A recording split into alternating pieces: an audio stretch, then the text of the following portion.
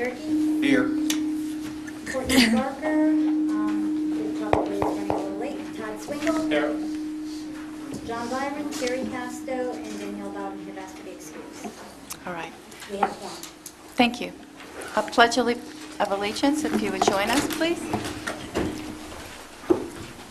Pledge allegiance to the flag of the United States of America and to the republic for which it stands, one nation, under God, indivisible, with liberty and justice for all.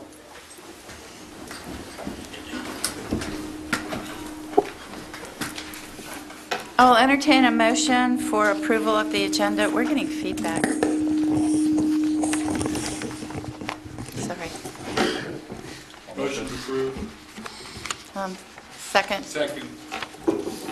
Any discussion? All those in favor signify by saying aye. Aye. Opposed? Motion carries. I'll also entertain a motion for approval of the minutes. Motion to approve? Second. Any discussion? All those in favor signify by saying aye. Aye. Opposed? Motion carries. Virginia, Morning. good morning. For the January progress report, the majority of this month has been spent putting the draft plan together. Vacancies on the Citizens Oversight Committee were advertised. We received 11 applications. The applicants for the positions that are nominated by the Space Coast League of Cities were sent to them at their January meeting on Monday. They established a nominating committee to go through and rank and make a recommendation, and so that'll come to the full Space Coast League of Cities meeting the second Monday of February, and then we'll take those recommendations to the County Commission at the next available meeting, which I think will be the fourth Tuesday of February, whatever that date is. We've also drafted House and Senate appropriation requests, trying to read the tea leaves on what might be the kinds of projects they would be interested in funding this year. So we've submitted substantial sewer infrastructure cost share requests and muck removal. The Titusville South Street baffle box construction is supposed to be beginning this month. The Titusville, La Paloma, and St. Teresa projects are both out to bid. The Brevard Zoo Bettinger Oyster Reef is set for construction the end of this month, January 31st and February 1st.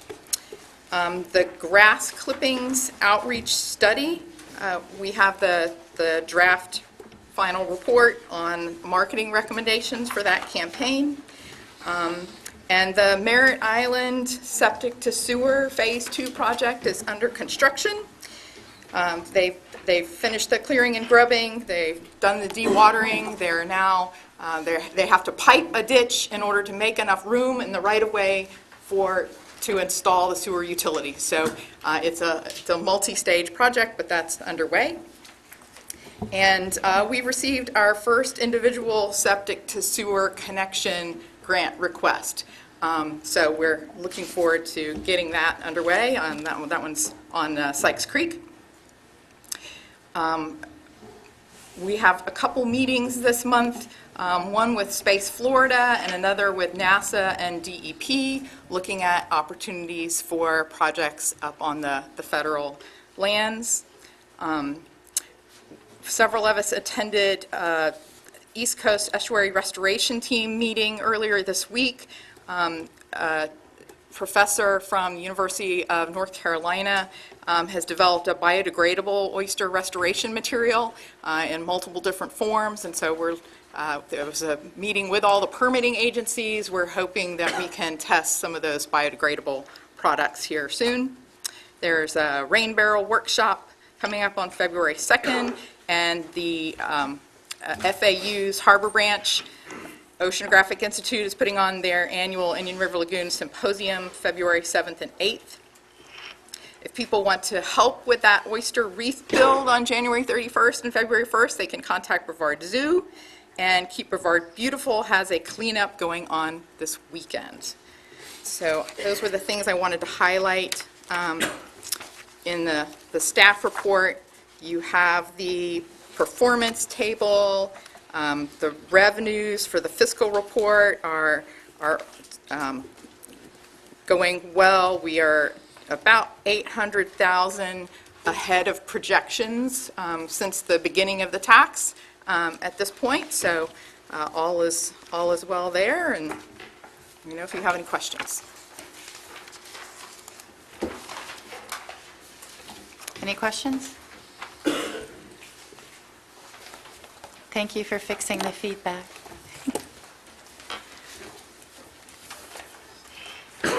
All right.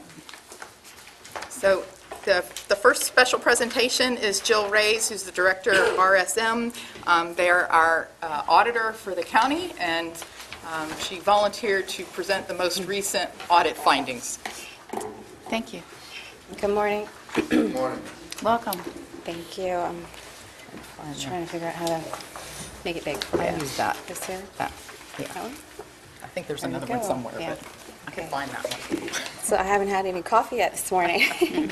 So good morning. I'm Jill Reyes. I'm a director with RSM. We are one of the co-providers of the internal audit function here at Brevard County, and we report to the audit committee. And every year, we have this, the trust fund on our audit plan, and semi-annually, we present a report to them on the status of the plan. We look at the project plan approval, we look at the contracting, we look at payment reimbursements and payments that go out, and just kind of look at them to make sure that all the paperwork is there, everything is being properly approved, and going through the processes you all are expecting. So this report went to the audit committee in November, and just because of holidays and timing, we are here today to bring it to you.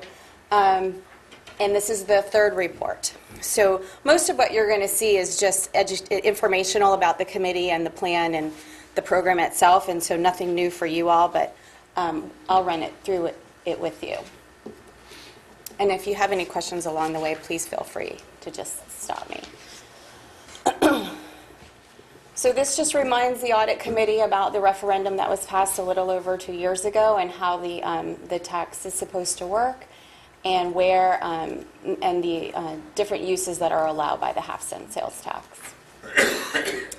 This reminded the audit committee about you all and the makeup and where your different fields are, as well as the county staff that attend each of these meetings, your bylaws, and then how frequently you all meet. And this is as of October, so a little out of date, but we will be doing another one of these probably in the early summer, May, June timeframe. At this time, the plan that was in place is the current plan, which was the one approved by the Board of County Commissioners in April of 2018. So again, just gives the committee, as well as the public, this does go to your website, to the Lagoon's website, so anybody can see this at any time. All of the work that we do is public record, unless it's exempt by statute. So this is just a high-level overview of the path to success that's in your approved plan. And then, again, some more details on where the project categories are and the anticipated spending. And again, this is the plan from last fiscal year, and I understand later today we're going to be talking about changes to the plan that will, change the way this looks. This is the dashboard that was in place as of September 2018. We take this right from your website, and at that time, you can see $3.7 million had been spent. 70.7 had been collected, and this is where we spend most of our time in this the cost and revenue bucket.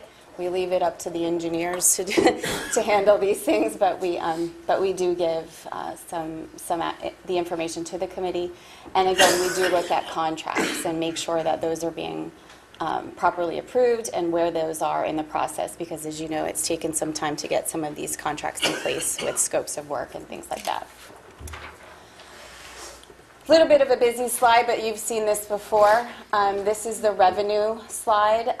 The coloring is a little awkward because of the ADA compliance requirements, so I'll kind of go through them with you. This bottom line is the original projected numbers for the plan. This top line is the state's projected sales tax collection. This blue one that goes out a little further was the projections for fiscal year 18, and then where we are here with this kind of purple bumpy line is actuals. So you can see that the new projections that have been developed by the county and approved by this committee and the board are closer in line to actuals than either the original plan or the state's plan. And I believe that the intention was to be conservative on the budgets, because if you were using the state's plan, you'd be falling short of your revenue projections. I do believe it builds in a 2% or just over 2% escalation.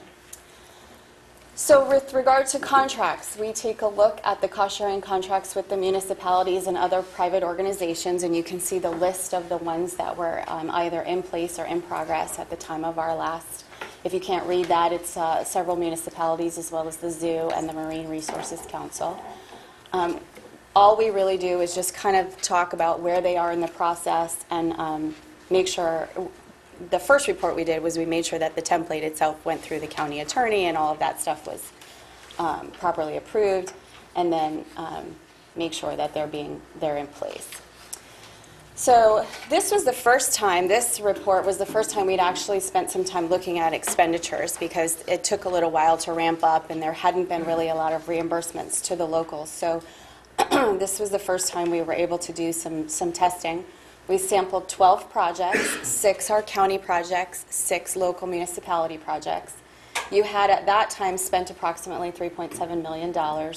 So we looked at your contracts, the change orders, any memos, reimbursement packages, all the documentation. Much of this information is available online if you go through the county finances website. We looked at project payments for approval, supporting documentation, make sure that it was approved in the plan, those types of things. And this table on slide 10, if you have a copy of it, and if you don't, Virginia does have a copy electronic for you. We tested all of these projects. We looked for approved contract values, task orders, invoices that were supported and properly reviewed. Reimbursement packages were properly reviewed. Proof of payment was included. The municipality included proof of payment, as well as the expense was allowable. And you'll see that we only had one area where we had a little bit of a snafu. And essentially what that was is the municipality had provided proof that they were invoiced for the expense, but they had not provided proof that they paid the expense. So we've just made a recommendation to staff that when they do look through those reimbursement packages, just because someone's invoice doesn't necessarily mean it's been paid. So we want to make sure that because this is a reimbursement program, that they have actually paid the expense before the county reimburses the funds. The other thing was that we made a secondary recommendation regarding the procurement requirements. The county does not, and probably should not from a resource perspective, make sure that the municipalities properly competitively bid and contract with their the vendors they use. But it is required in the contracts that the county has with those agencies that they follow the proper procurement requirements. So what we've asked management to do is just add a checkbox to that reimbursement request form that says we followed all the proper procurement rules and regulations that are required. So if something comes back later, at least the county has some evidence to show, well, we asked you the question, you said you did it, and now you have to support that you did it correctly. Going forward, I don't know if you all know, but most of your meetings we attend, and Craig in the corner likes to sit back there. He's my senior. He said that's his role. He's a senior associate with us, and he does attend your meetings, and he takes copious notes and brings it back so that we are constantly aware of what's happening at your meetings. And when we have questions, we'll follow up with Virginia and usually Crystal as well. We'll continue to monitor payments. And I think next time we're going to look at some of the timelines as well, because as you know, there have been a lot of things happening, but when you look at on paper, it seems like the funding is being spent very slowly. And so we've talked with some of the commissioners about documenting the timelines and showing why some of those things are happening. So, and we've talked with staff about that as well. And then once that happens, we'll come back to you sometime in the summer. I don't know the summer schedule. I know sometimes we skip meetings, so I want to just make sure. But we will come back before you and present all of that to you. That's the report that we presented to the committee. And unless you have any questions, I appreciate your time this morning. Great. Thank you. Thank you for your work. You're welcome. Missy?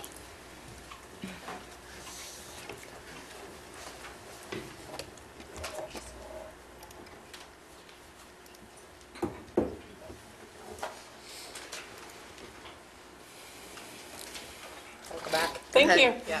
So my name is Missy Weiss. I'm the Executive Director and Educator with Sea Difference Environmental Services, or Sea Difference.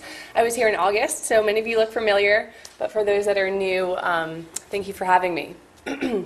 So in August, I gave you a presentation on the program I helped coordinate called A Day in the Life of the Indian River Lagoon.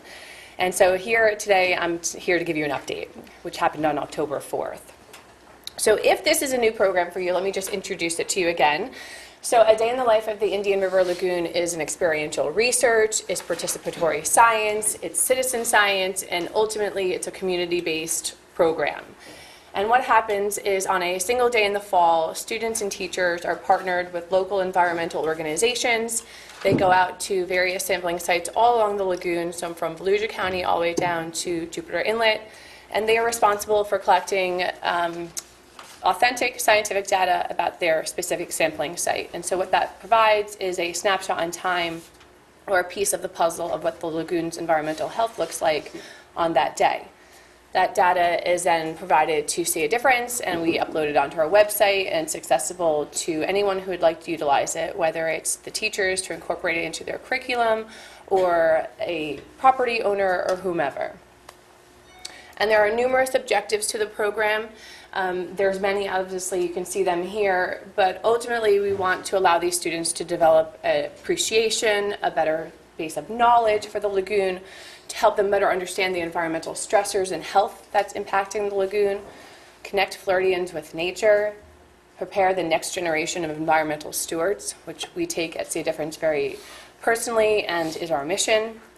Allow our students to be scientists, which is not always possible in the classroom. And then lastly, be a part of something larger than themselves in their schools. So be a part of a large-scale community effort, which is valuable too. And so what we asked the students and the environmental partner teams to do is to collect this authentic scientific data. So we provided them a teacher manual, which helped kind of standardize the testing, and we broke the students up into 5 groups, or we suggested that. We asked them to look at biological data, so we asked them to create inventories of what not only lives in the lagoon, but what lives in the habitat around. We asked them to collect physical data, so when appropriate, looking at tides and currents and water conditions there. To collect chemical data, so they're collecting water quality like dissolved oxygen, salinity, pH, nutrient levels, fecal. Site description, so this is where we incorporate different disciplines, so they're mapping, they're learning about the history of their area. And then the last group that we suggest is a documentation team. So these students are documenting the day using film and photo and interviewing, and they do a really wonderful job. And then right before the October 4th date, I connected with a professor from FIT who is doing environmental DNA research and is specifically interested in bull shark data. And so he asked if our groups would be willing to collect some water samples for him. And of course we said yes, because in the spirit of science, it's a team sport and this is what it's all about. So we made that happen. And that was a really wonderful component as well. And we always ask that our environmental partners incorporate some of their own research and their own projects into the day. So if they're doing oyster restoration or mangrove restoration or living shoreline, to introduce the students to their work, because that's invaluable as well. And then once that data is given to us, again, I said we upload it to our data or our website, and I'll show you how that's done. But just to emphasize that this is not just a one-and-done field trip, the kids are going out having a good time, which they are. It's so much more than that. And so we put a tremendous amount of expectation and preparation on our partners. So we asked them to attend 3 teacher workshops prior to October 4th, where they can plan and better acquaint themselves with the lagoon's health and even just basic biology and ecology. In Indian River County, I was asked to present a professional development for the teachers that participated, so they received credit. And I would love to be able to offer that in other counties, specifically Brevard County as well. I think that really helped prepare and make the teachers comfortable with such a large project that I'm asking them to undergo with their students. And then lastly, I received a small grant for equipment, so I was able to distribute the equipment, water quality kits, and some basic stain nets and Secchi discs to partners who needed it. But that distribution was part of the preparation as well, and kind of sharing amongst the teachers and their partners who has what, and do you have this, and do I have that, and that's a big part of it as well, making sure everyone has what they need. So this kind of brings us to, well, what happened on October 4th? This was the day. So this is year one, this is our pilot year, so please keep that in mind. And I think that that's a really wonderful thing. I said there's lots of positives, but you'll see that throughout the way there were some ripples, and that's to be expected. So let me just kind of go over what happened in year one. So in year one, we had 33 schools participate, and in Brevard County, you specifically had 10. And so you were represented by elementary, middle, and high schoolers, which was lovely. We had 35 over-environmental partners that participated or helped us out, 10 which are based in Brevard County as well. But what's most rewarding is the fact that we had 1,500 students involved. So their feet were wet, their hands were dirty, they were real student scientists, and they had a wonderful time. And 1,800 participants, so that's including the teachers, the volunteers, the parents, who also got this experience as well. And so 35 sites were sampled. So what you'll see on the right is just a basic sampling site map, and I think it's easiest to kind of show you what I did with the data by going to our website. So I'm just going to quickly visit that and show you what we've got. So if you go to seeadifference.org, and on the upper board here you have a day in the life. If you scroll down, it just kind of gives you an intro, but this is where the important stuff is. So if we go to data, and you scroll down, here's that sampling site map that I showed you, and you'll notice that every blue and red fish represents one of those 35 sampling fish. So if I click on one of the fish, basically what it tells me is what that location was, who was responsible for monitoring it, both the school and environmental partner, and then you'll see just a real glimpse of some water quality information on that day. And you can do that for any of the fish, and it'll show you the same thing. But what you'll probably notice of what I just mentioned is that we have red fish and we have blue fish. So if you think about what happened on October 4th, or what was happening on October 4th, in Martin County, you may remember that they were experiencing harmful algal blooms or red tides. And so we were carefully monitoring that and whether or not it was appropriate for our students to be going out.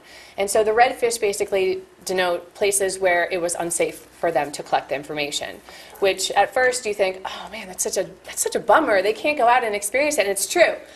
But sometimes no data is the most important data. And so the fact that they were not able to collect that information is very telling and very important to this study.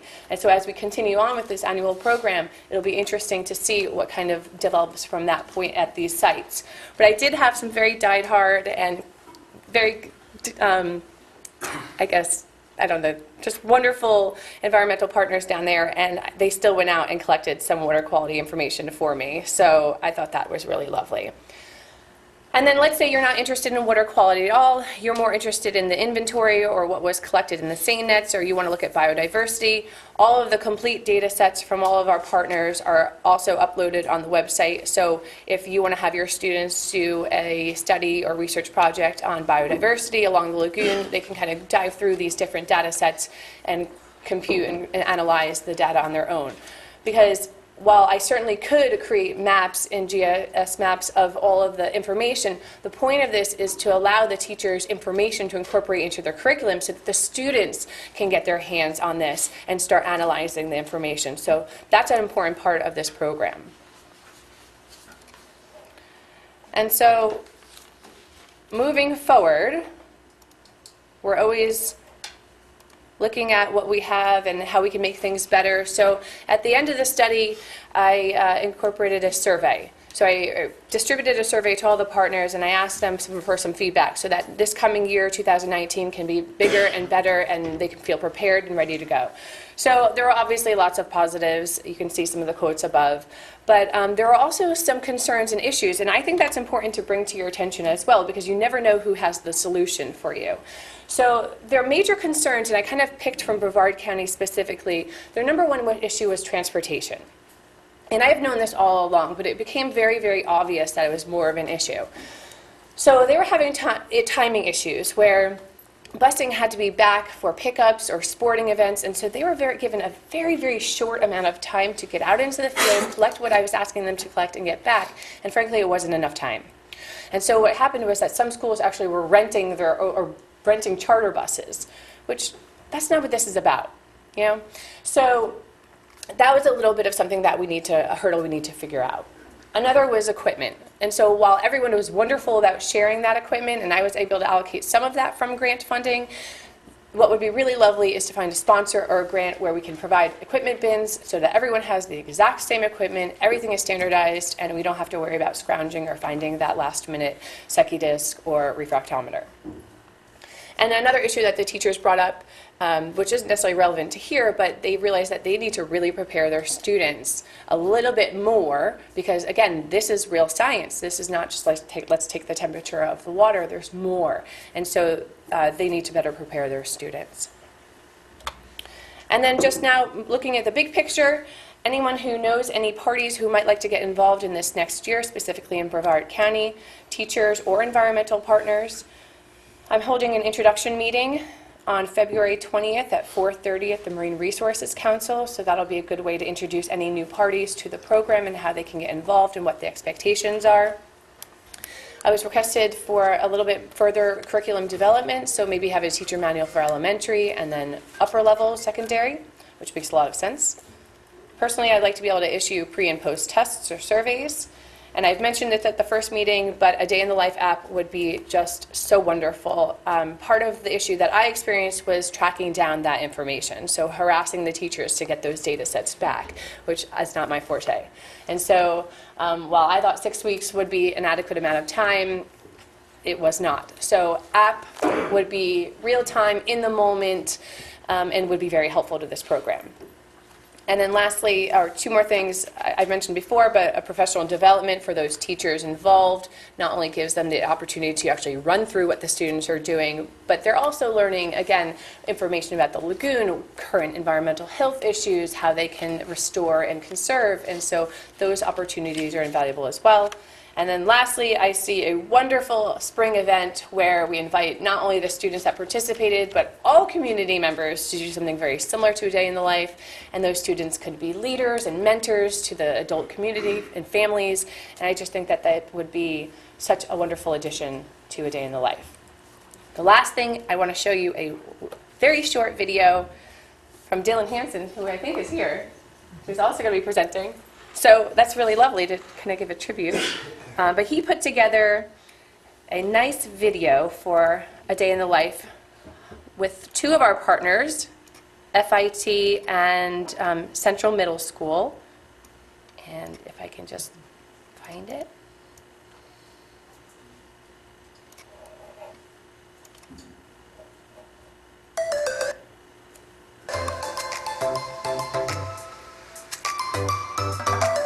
Today, we're here participating in a day in the life of the Indian River Lagoon. And what you see kind of behind me a little bit are students from Central Middle School. Students up and down the lagoon from Jupiter Inlet to Ponce Inlet are all out in the lagoon today sampling in their respective areas and all collecting the same data. What this provides is kind of a synoptic picture of what the water quality is throughout the lagoon on this day. So as part of this event, the students are engaged in 5 different stations collecting data on the physical nature of the system, site description, biological sampling, and chemical sampling.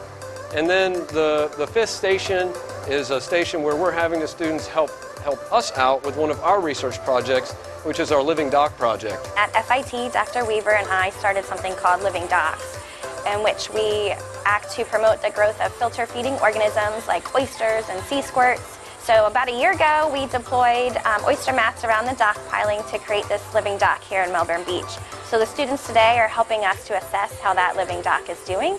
They're identifying the organisms that are present on the shells, making sure all the mats are still intact. These things will filter the water and help with improved water quality, which will in turn help improve the Indian River Lagoon.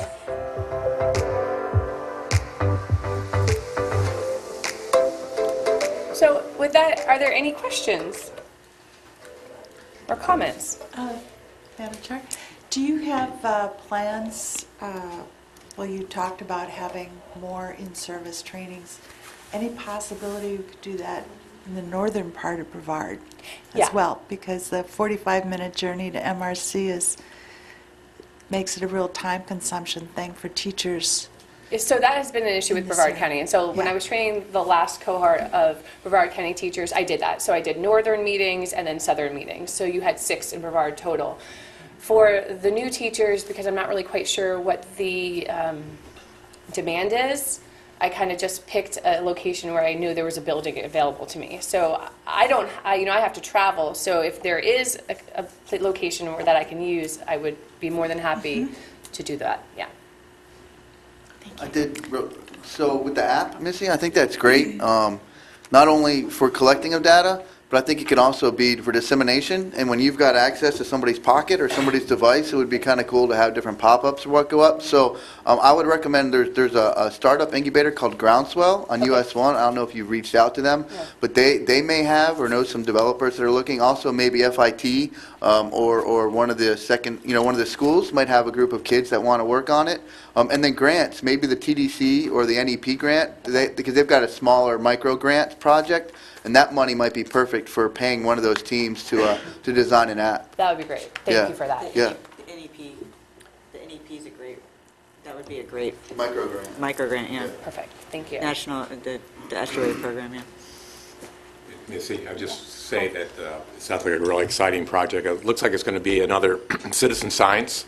You know, you put that in that category, citizen science, longitudinal. It sounds like you want to go beyond. So what I'm curious about, you had mentioned in your meeting that you're going to try to look at surveys for teachers. And will that be so like what students knew before they Yeah, kind of like a pre-test and a post-test of their knowledge. Yeah, I think that'd be really good information to have as we discuss education more in this committee to demonstrate, if that's working, having the right tools to do those measurements. Good job. Thank you. I just have one comment. I walked in the middle of your presentation, so I'm sorry I missed the first half, but I'm very, very intrigued with the app idea. And if you would like some help with that, I'd be willing to put some of my staff on that I need if you'd some like help. to talk to us. So yes, yeah, please. so let's get together Thank you. and we'll talk about that. Thank you. Yeah, I do have some cards and a little info if you would like to disseminate that or take that. I think the app, Thank you. just like what you said, it goes both ways. So it's the users, and then it's also getting the regular community involved in their lagoon. And that's we talk about that every day. Every time we have this meeting, we talk about how we get regular people involved in helping their lagoon. And that I think it's genius. It's one of the best ways to get that done. Yeah. So we are on the same page on that. And I think between the two of us, we can get that. We can help you get that done. That would be Yeah. really wonderful. So thank you. I'll be reaching out to you. Okay. Missy, it sounds like you got the app thing covered. Let's hope. Let's hope. What can you tell us about what your needs are for partnerships going, into 2019? I know you've got the meeting scheduled on February 20th, but what do you, where do you need help? I think thank you for asking that. There's probably two things. So one would be to have better recruitment in Brevard County. So while you have such a large pool of teachers and environmental partners, I don't feel like I've been able to tap into most of those. And so help recruiting new teachers and partners would be wonderful. The other would be trying to find ways to get those equipment bins. I just think that eliminating that stress from the teachers trying to scrounge up what they have and piecemeal together would be really helpful. And it's just one element of stress to take away. So that would be one. Do you have like an inventory? Yeah. Like you know exactly what every bin needs and all of that? Yeah, and I have it's priced out and everything like that. So whether that's a sponsorship or a grant, or even if a certain company or business or organization wants to sponsor just one school, that's fine. Like their partner school. How much is a bin? It ranges on what you're actually going to put in it. So when you start incorporating things like waders and GoPros and kind of putting all of that in there, you're at about $1,500. If you want just the basics, you're under $1,000. And it's one bin per group of kids? Yes, or school. So for the larger schools like Central, where they had over 100 students going, at first we could provide one, but then ultimately maybe two because they have that larger group. But I had groups that brought out 100 students, and then I had those that brought out 20. So, it kind of depends on that. And then again, the issue with transportation. So just making that connection with someone at the district to have the conversation about how wonderful this program would be really great. Because what happened in Indian River County is they got their teeth sunk into this and they were all over it. And so the science coordinator there embraced it and he saw the value. And so he was the one that asked if I could do the professional development, and then he actually allocated funding for busing so that every middle and high school in Indian River County School District was able to participate. So, that's just an example of one district, but now we have all the others that are here too. So just making that connection with someone in Brevard County would be great. Just need to get somebody like Board Member Susan, or, that these are all like really easy things to do. Yes. These are easy. These are easy. Very easy. How many bins do you have right now, Missy? And how I have many none. do you need? I don't have that. You don't have any? So no. Oh. So what I did last time was the funding that I did receive was from Indian River Lagoon Council. And it was a small grant, and so 90% of that grant was for the water quality kits because they were $45 each. And so the most important thing to me was that everyone who participated had the same water quality kit. I wanted that to be a huge standardized element of the program. And then I was able to kind of bring in some seine nets and some Seki discs just because those were maybe more high ticket items. And so I wanted to be able to supplement those to the groups that needed it. But as far as everything else, it was all just kind of like, what do you have? What do I have? Okay, I can share this. And it works. But again, I just think that's one less thing that you have to ask the teachers and the partners to do. Missy, how many schools in Brevard County participated? 10. 10. Oh, we can increase that too. Yes. Is there a date set for the next one? February 20th. Save the date, right? February 20th? Date for the new, no, for the next for the Day in the next- Life. Yeah. It's October. No, because it's in October. It's the first week of October. Okay. But something that I'm going through the surveys with is that some teachers are like, well, Thursdays don't work and Fridays. yeah. But I think it has to be the first Thursday of every October. That's Yeah. kind of my mentality of it. But yeah, it'll be in October. Yeah, you'll never find a perfect date. I know. I realize that. So, I think what you're doing is very, It's very very important. important. thank And you. it's very impressive. And all these problems you have, it's like I want to jump right in and help I you know. solve them. I really do. And Well, I would love it. everybody here, I'm sure everybody here feels that same way. You're educating the next generation. I'm ready And to walk out the door and pick up the phone and start. thank you. Thank you. I really appreciate it. Thank you for inviting me again. Okay. That was fantastic. Thanks so Thank you. much. It's a great, great program.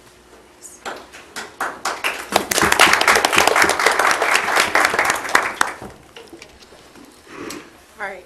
Next up, I asked Anthony Gubler to pull together, as a part of the septic ordinance this past summer, and then using that data to update the plan. We've done a tremendous amount of work in coordination with our consultant, Applied Ecology, on looking more in depth at the impact of septic systems in Brevard County and the potential for sewer upgrades and sewer expansions. And so I asked Anthony to sort of walk you through how we got to what is in the recommended plan update with regards to septic and sewer. Good morning. Good morning. So, a quick little synopsis of what is in the plan for septic and sewer. We have spray fields and rapid infiltration basins. I'll give you a little reminder of what those are. These are new. Package plant removal and upgrades, which is also new. Septic system removal and upgrades were updated and shifted around based on new data. And then I'll show you the updated costs.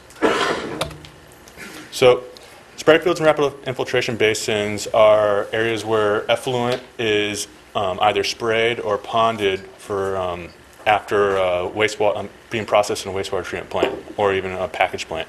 And it enters the groundwater. So if you remember back to when we had the presentations about on the BAM, the bioactivated media, that you line these areas with that BAM and you'll get greater nitrogen and phosphorus removal as it enters the groundwater. We funded about $3,500 worth of pilot projects in the plan. To get started, we 3.5 million. All right. Yeah. Yeah. And so we expect these projects could, prevent 48,000 pounds of nitrogen from entering the lagoon. Also new are package plant removal or upgrades. We had Tetra Tech, Marcy with Tetra Tech, and Claudia with Applied Ecology look at these plants and kind of accumulate the data and kind of show us what their loading could be. Fortunately, there's not enough data out there to really know the full loading of all of them, and you'll see that in the plan. There's a lot to be determined on these, and so currently this is unfunded, but we believe that this is a really important area we should be targeting are these last remaining package treatment plants, especially the ones right along the lagoon. And these could be connected. Some of them can be connected to sewer. Others we would need to retrofit because there's not availability or it's too far from a central sewer plant. So what's the studying that's necessary to? You said there's a lot more study required. So there's not a lot of effluent data for probably half of them. We don't have effluent data, and then we were getting a range of costs on each one's a kind of a per project cost estimate. So we have we don't have strong cost estimates or strong nutrient loading estimates.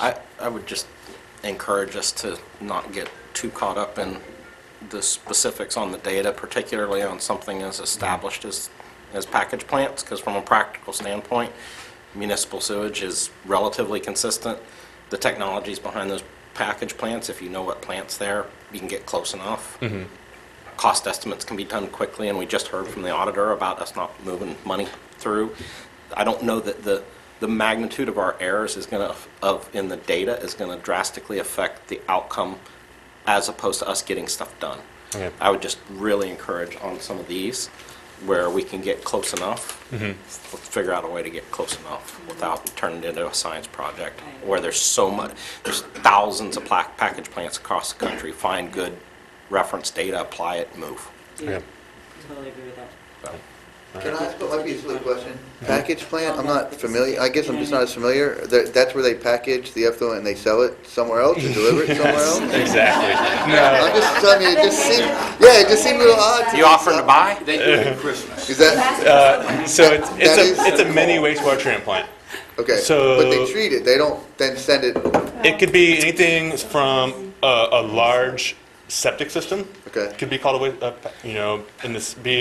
and then the same permitting kind of category, or it could be a mini wastewater treatment plant that services that neighborhood. It's called a package plant because you get a big plant and you go and you design it and you build all the components.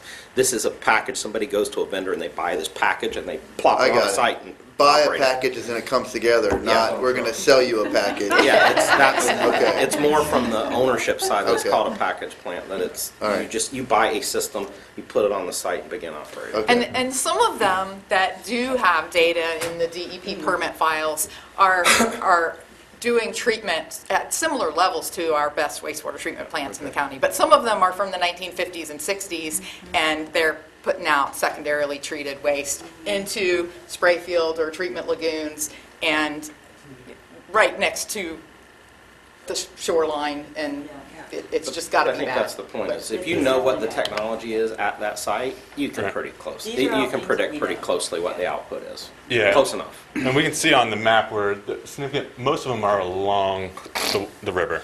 There's some lagoons next to the water. Let's get that back. So we didn't fund this year.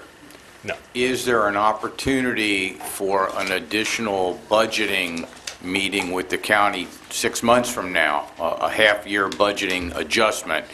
Because of these 22, and I'm sure Virginia can answer the question, there's 7 or 8 of them that are just bad. Mm-hmm. And we need to act upon those. Right. And that fits within what we're supposed to be doing. Yeah. And I don't want to see this put off another year or 2 or 3 while we think about it. Let's just move. Yeah, the goal is We know it's bad. we can go through the lead time. There's lead time to every project. Go through that this year, and by next year, we're presenting, stuff to you to We'll to look approve. at whether we can do something sooner. Look at lead times too. Thank you. Yes. So I know there's, we have the processes of the county, and I understand that, but maybe we can work to get that faster. Okay.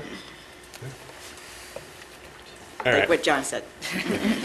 So another update that has come along. So following the septic ordinance, we had applied ecology to look at, or continue looking at the septic issue in Brevard County. She looked closer at every parcel with the septic system. We found out that there's probably about 6,000 fewer septic systems within the IRL basin than we thought. One of the things that may be glaring in the plan is it looks like there's less nitrogen loading. Something to keep in mind is that it's the arc inlet only captures the nitrate and ammonia. So we're not catching organic nitrogens, potentially nitrates that could also be loading. So, there could be more loading than what arc inlet is telling us. Another interesting thing that arc inlet, the analysis showed us of was that soil type was just as important as distance for loading. And some of the tables you'll see in the plan break this down. We separate out the high connectivity soils, the sandy soils that allow effluent to travel quickly, and about half the septics are in high connectivity soils, but they contribute about 3/4 of the loading. So this is, and this is within that first 55 yards section. So, that's how important the high loading sediments are. And then we broke that down further. Since we had a 10-meter sliver analysis, we found that the waterfront properties in these sandy soils could be contributing 50% of all nitrogen loading from septic systems in Brevard County. So we used this analysis to reorganize the focus areas of that were in the plan. So there are some newer focus areas highlighted. We're targeting a few more in the north IRL, and we're switching some from the Banana River from entire focus areas because they didn't get highlighted as high of an impact of loading. But we added a new line item in the budget of quick connects. These are areas where you're within 30 feet of a sewer line. You need an underground contractor to extend your lateral just a little bit further. And so we can use that funding to connect you to that sewer, that main sewer line. So though we're missing a few of those funded areas, we're still capturing a majority of those septic systems in these other line items. So how many, I'm looking at the charts, how many of that 5,000 that you've looked at would you call our quick connect systems that are close to the lots, et cetera? So they're at the top of the funded charts, and they will. There's about like 100 in each area. I don't have it in front of me. Is that table 419? Yes, I believe so. So 19, 20, and 21, so it's the near gravity and near force main in each sublagoon.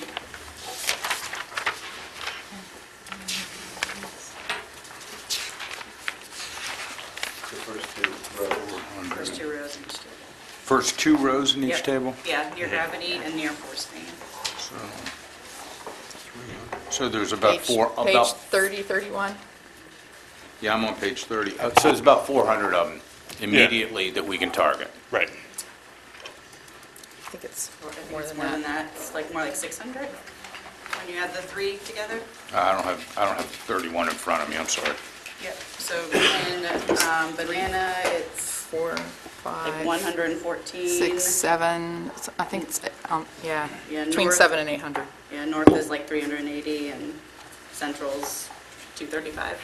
So first off, thank you. Yeah. Because this seems like direct follow-up to the research that was done for the septic ordinance. Right.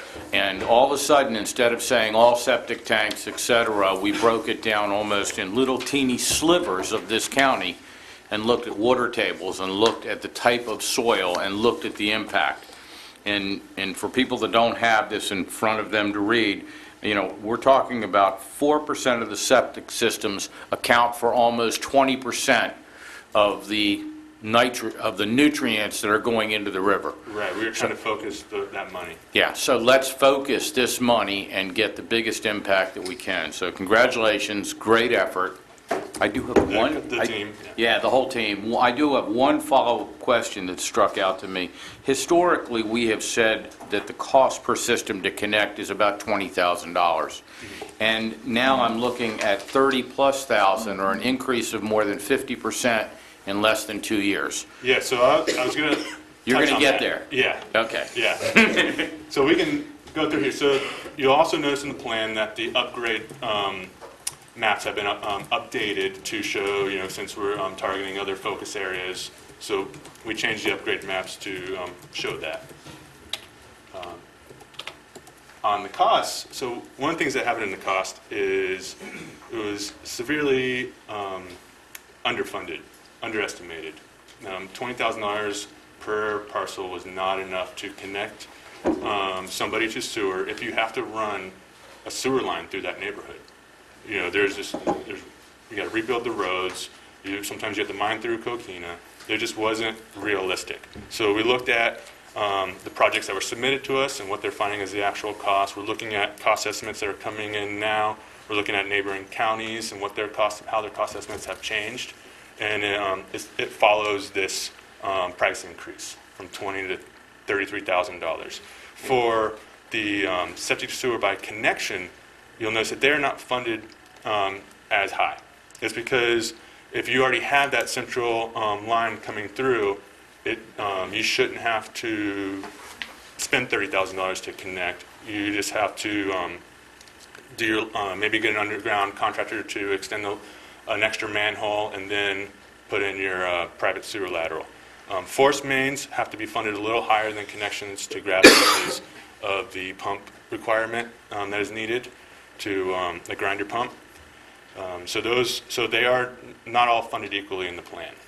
And one thing that also went up is the septic upgrades went up from $16,000 to $18,000 because we were getting cost estimates that, you know, the 16 wasn't always going to be enough.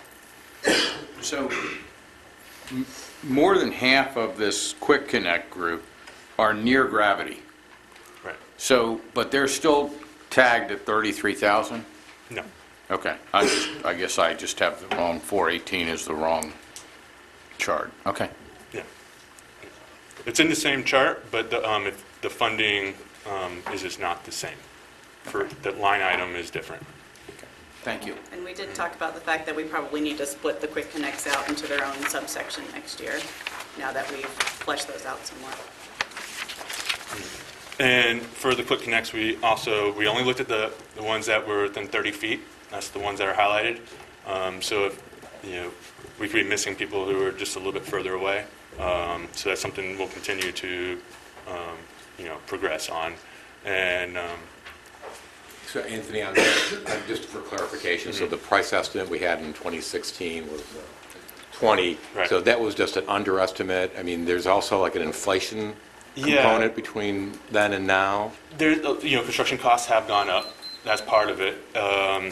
One of the sewer projects I highlighted is down in Wabasso. They did in West Wabasso. They're doing a community there. They did a community. In 2014 dollars, they estimated around $22,000 per lot, and in 2018 dollars, they were estimating about $45,000. So they did the southern one side of the road for about $22,000. The north side of the road, they're estimating at $45,000. A lot of this is the market. We're seeing this in all projects and utility projects too, and these are a pain in the butt. The contractors hate them. and there's so much new greenfield development work going on, they can go and they can dig in a big empty spot, and it's easy, and they have zero risk and all those kinds of things. Or they can come work for government, dig in somebody's house and in an active road and all those kinds of things. And they've got all the work they can handle anyway, so which are they going to do? It's just, and that's been, it's not, this is happening throughout Central Florida. There's, the other side of this is, you know, depends on what the economy looks like. If we have a slowdown, these may change drastically. So I think part of it, to be fair to staff and whoever developed the estimates, part of it is just a changing market conditions as much as it might be any true underestimate. It's just got to keep up with what's happening today.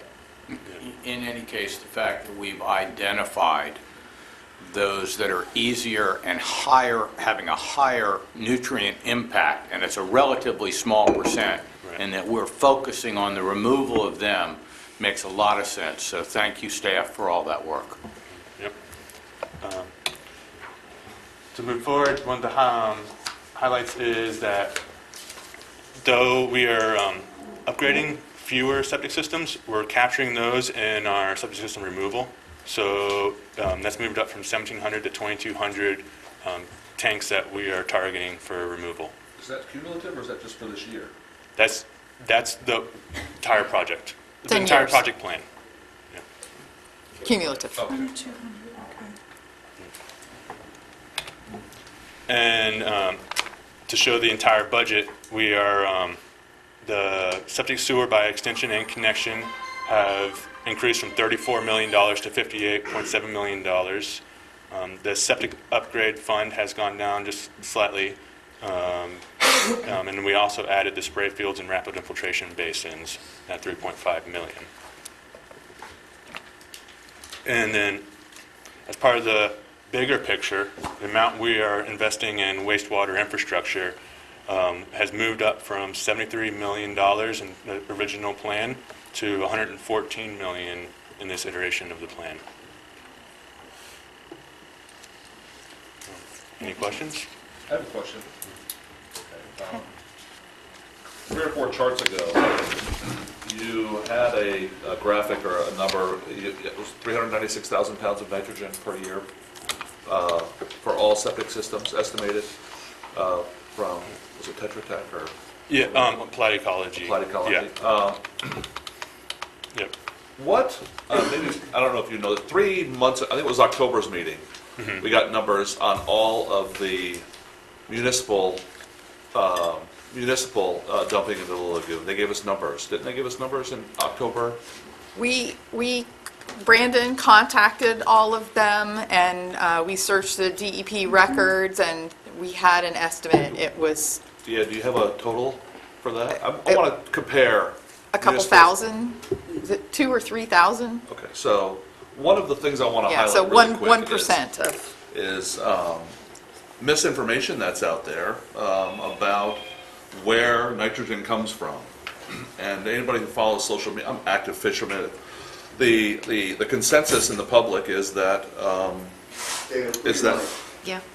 sewer systems, municipal overflows from hurricanes and large rainfall events are a major contributor to nitrogen loading in the lagoon. I think the figures show that the septic systems are far worse, and that's a point that I always try to argue, outside of these walls to the community, and it falls on deaf ears mostly. But I think that comparing those two right here is very important. And the problem, David, is when you have a spill like they did in Jacksonville this week, like they did over in St. Pete, like they did dramatically in Titusville last year, or the issues following Irma, it's right there floating in your backyard. And the TV stations are there. And none of it should be there, we all agree. But from the big picture standpoint, the septic tanks and probably the runoff contribute significantly more than the occasional horrible spill that occurs. Well, we're actually looking at a few thousand versus 396,000. And that It's right, but 3,000 you is don't during look- a storm event. Yeah, The yeah. 400,000 is annual regardless of weather. Right, but you don't see the 400,000. It's leaking in there every single day. That's right. It's like Drip a by little drip. leak in your kitchen sink versus a bathtub flowing over, which seems like an emergency. Well, it doesn't get the media attention. That's right, that's right. I think the challenge is, too, we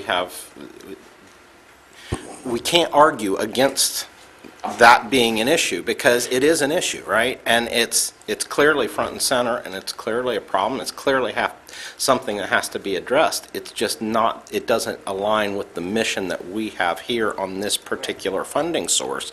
And so I do think, and this will probably come up later as we get into the communication side of things, is that, part of what we have to do is to make sure that we understand how we're portraying the challenges. And for we will not win a battle that talks about why that is not the nutrient issue that we're going to focus on.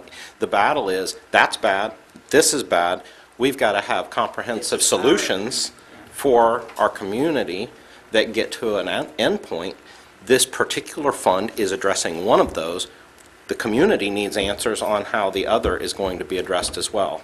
That doesn't happen to be aligned with the mission of this particular funding source.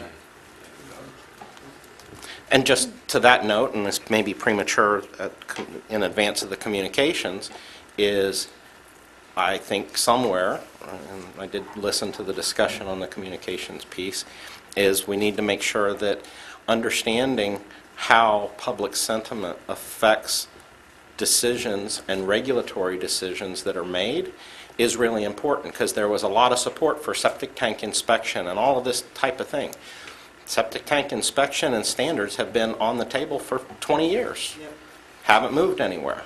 So where are we going to ensure that there's public outcry to say, well, yeah, let's make sure that we get these regulatory standards, and something that I would like to make sure that we have front and center on all of these analysis is the cost to do a septic system right to meet the standards that we're talking of when it's first installed, as opposed to us coming back and having to retrofit it. Right. Because the debate that happened during the moratorium discussion was over a $6,000 or $8,000 compared to a $12,000 or $14,000 system. Now we're talking about spending anywhere from $15,000 to $30,000 to retrofit one that for an extra $5,000 could have been done right the first time. Exactly. Correct. And so, while that is not our funding source, maybe it is, but while that's not our funding source, I don't think, it still is part of the solution that we can't ignore how that ties together, because if we continue to do things that aren't contributing to success in the end, we will never be in a position to stop funding this or stop trying to seek solutions.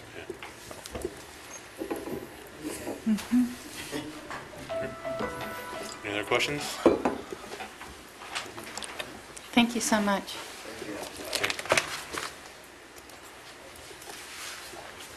Walker? So also big changes in the plan related to muck dredging from multiple years of research by our partners at Florida Institute of Technology. So thought it'd be useful to walk through those changes before we get into the plan discussion. Morning. Happy Friday to everyone. I'm taking a slightly different approach than Anthony took. I'm going to basically go over what we had in the 2016 plan and then share with you how it's changed in the 2019 plan. Like Virginia just said, we've collected quite a bit of data in the last few years, and it's helped us refine our muck estimates and muck flux area and the total load to the lagoon. So here is just a quick run through the 2016 plan. The muck maps that we developed there were based on something that we call the Rigel maps. Those were developed in 2014. There was a lagoon-wide effort to map muck using a specific technology, and this was really the basis for identifying the muck deposits that FIT utilized. Originally, there was an estimated muck coverage about 15,900 acres, and we had calculated a total muck flux load of about 1.3 million pounds of nitrogen per year and about just over 190,000 pounds of phosphorus per year. So the approach that we took in the 2016 plan was we wanted to target reduction of that flux by 25%. So we backed out about almost 6,000 acres that needed to be dredged as a result of that 25% load reduction. And we came up with the project cost we estimated to be about $198 million. And at the time, our total budget was $320 million. So that was about 60, I believe it was 63%, 67% of the total planned cost. These are just flipping through the maps that we had in the 2016 and 2018 plan update, showing the different regional areas. So in 2019, we've collected quite a bit more data. There was a lot of field investigations done by FIT as well as the MRC Muck Finders program, which was very helpful. And there was an evaluation of lagoon-wide bathymetric data and historical aerial imagery. The benefit of the bathymetric data is we all know that muck likes to sit in deep holes. So we can see holes, old borrow pits in the lagoon. It's a good target, a good basis for evaluating these areas for muck deposits. So we worked with Florida Tech, and Florida Tech estimated that the muck coverage had been reduced to about 6,700 acres, lagoon-wide in Brevard County. But the flux rate was significantly higher based on the evaluation they've done. So the total loading as a result of this 6,700 acres for nitrogen was almost 920,000 pounds per year and almost 90,000 pounds per year for phosphorus. So we took the information that we had through the muck flux, the flux rates that we had, and the increased flux rates, which I'll get into in just a second.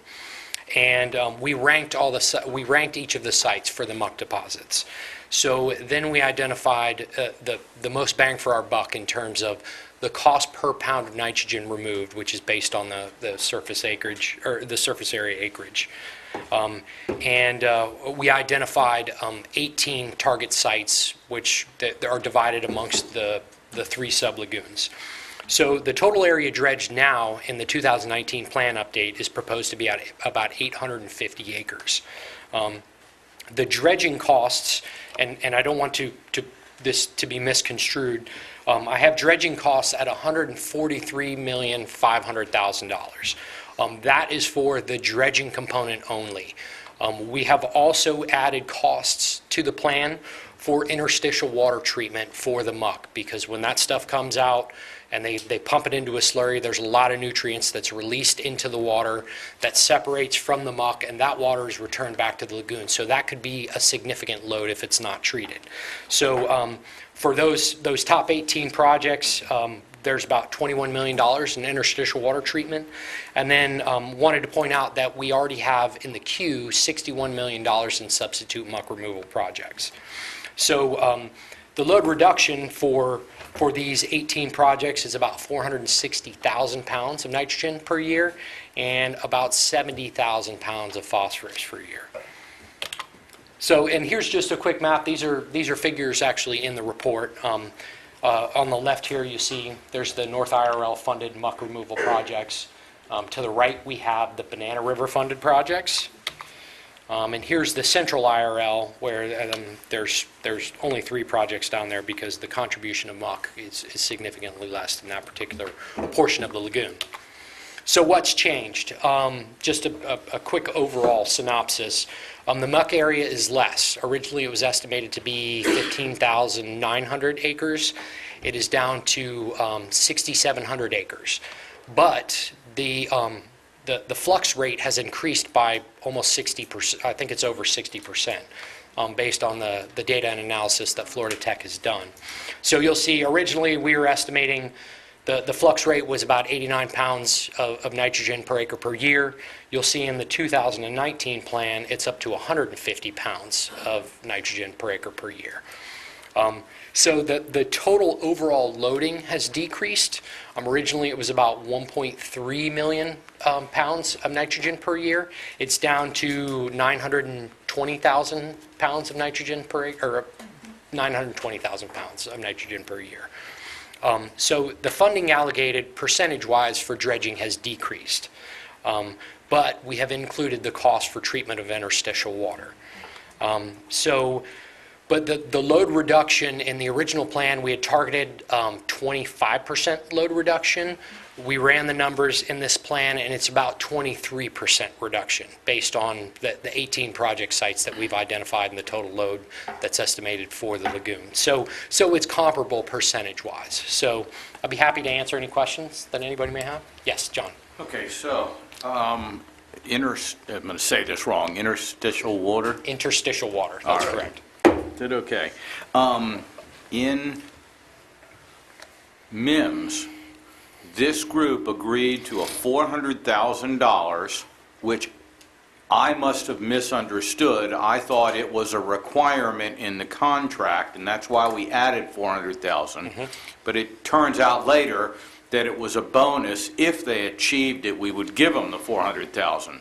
So I want to be very clear that this becomes part of the RFP and that they achieve those numbers. And if they don't achieve them, we're not paying them. Forget this bonus thing. It is part of the deal. You either achieve the numbers that we want or you don't get paid. Simple. That's absolutely right. And we have, because of some of the issues we've run into in MIMS, we have bolstered that particular section of the contract documents that relates to the effluent treatment. Let's just say we've added more teeth to it. It was our first go-around with MEMS, and we've learned a few things, and these changes will carry over through all of our dredge projects from here out to ensure that if the contractor is not performing on the effluent treatment, it's just like if they fail to perform on any other component of the project. You mean interstitial treatment instead of effluent, right? Well, it's the same. You could use them interchangeably. Yeah. Okay. And so the early estimate that the voters approved was based on an approximately 16,000 acres of muck, and it turns out we have less than half of that. That's correct. But even though we have less than half of it, we've got about 70% of the same contribution because it fluxes at a higher rate. That's correct. Okay. Thank you. While you're on that, can you speak as to why is the flux rate great? Was that flawed science, or is environmental factors playing a role? Or? So as part of FIT's research, when we went back to, here I'll go back up to the Regal maps. This was a basis, these maps here were the basis for lagoon-wide investigation. So Florida Tech went out and looked at 50 different sites based on what they saw on these maps. What they found was, although these maps did not miss muck deposits in the areas that were mapped, they, let's just say, it characterized areas. False positives. Yeah, false positives. So they went out and looked. They looked at 50 sites. 30 of those sites ended up not having muck. So we identified Florida Tech identified 20 prioritization sites. They evaluated all 20 of those sites, and they found the muck flux rates were significantly higher than what they had previously, their previous data had shown and what they had estimated. And they weren't just higher, the range was much broader. Yes. So, the previous data had indicated, which was very slim, had indicated that 89 pounds per acre flux rate. What they found ranged from a low of 37 to a high of over 700. Yep. And so it really matters, all sites are not the same. And so having that data helps us figure out, which muck we need to prioritize. Is there any characteristics associated with where the muck is that we could use in the future to determine if muck might be there? You know what I mean? Like, is it where outfalls are? Is there a lot of septic tanks around there? Is it the elevation of the river?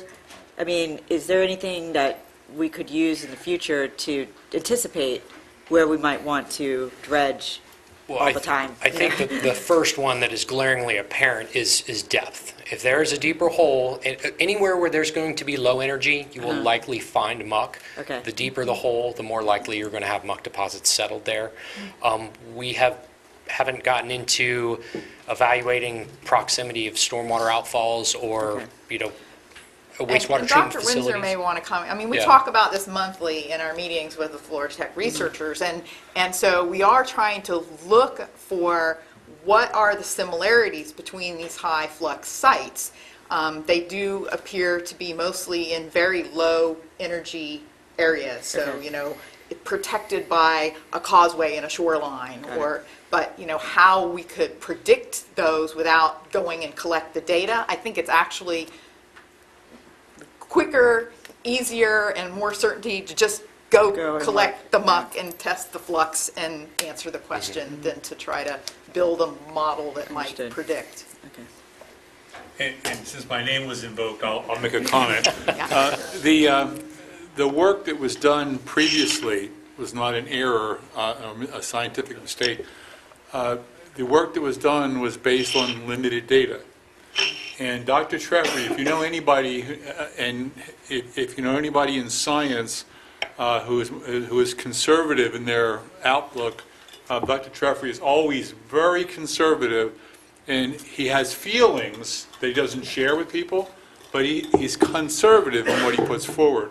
And so when the plan was first put out, he told me he thought that the rates were higher, but the data that he had suggested this was the range. More data, more obvious. And I will throw an editorial comment in here. You will see some scientists who go out and sensationalize data they've collected. They'll go to the press, they'll go to the TV stations, they'll wave around a peer-reviewed scientific report, which doesn't necessarily mean what people think it means, and will get people all astir. Dr. Treffry doesn't do that.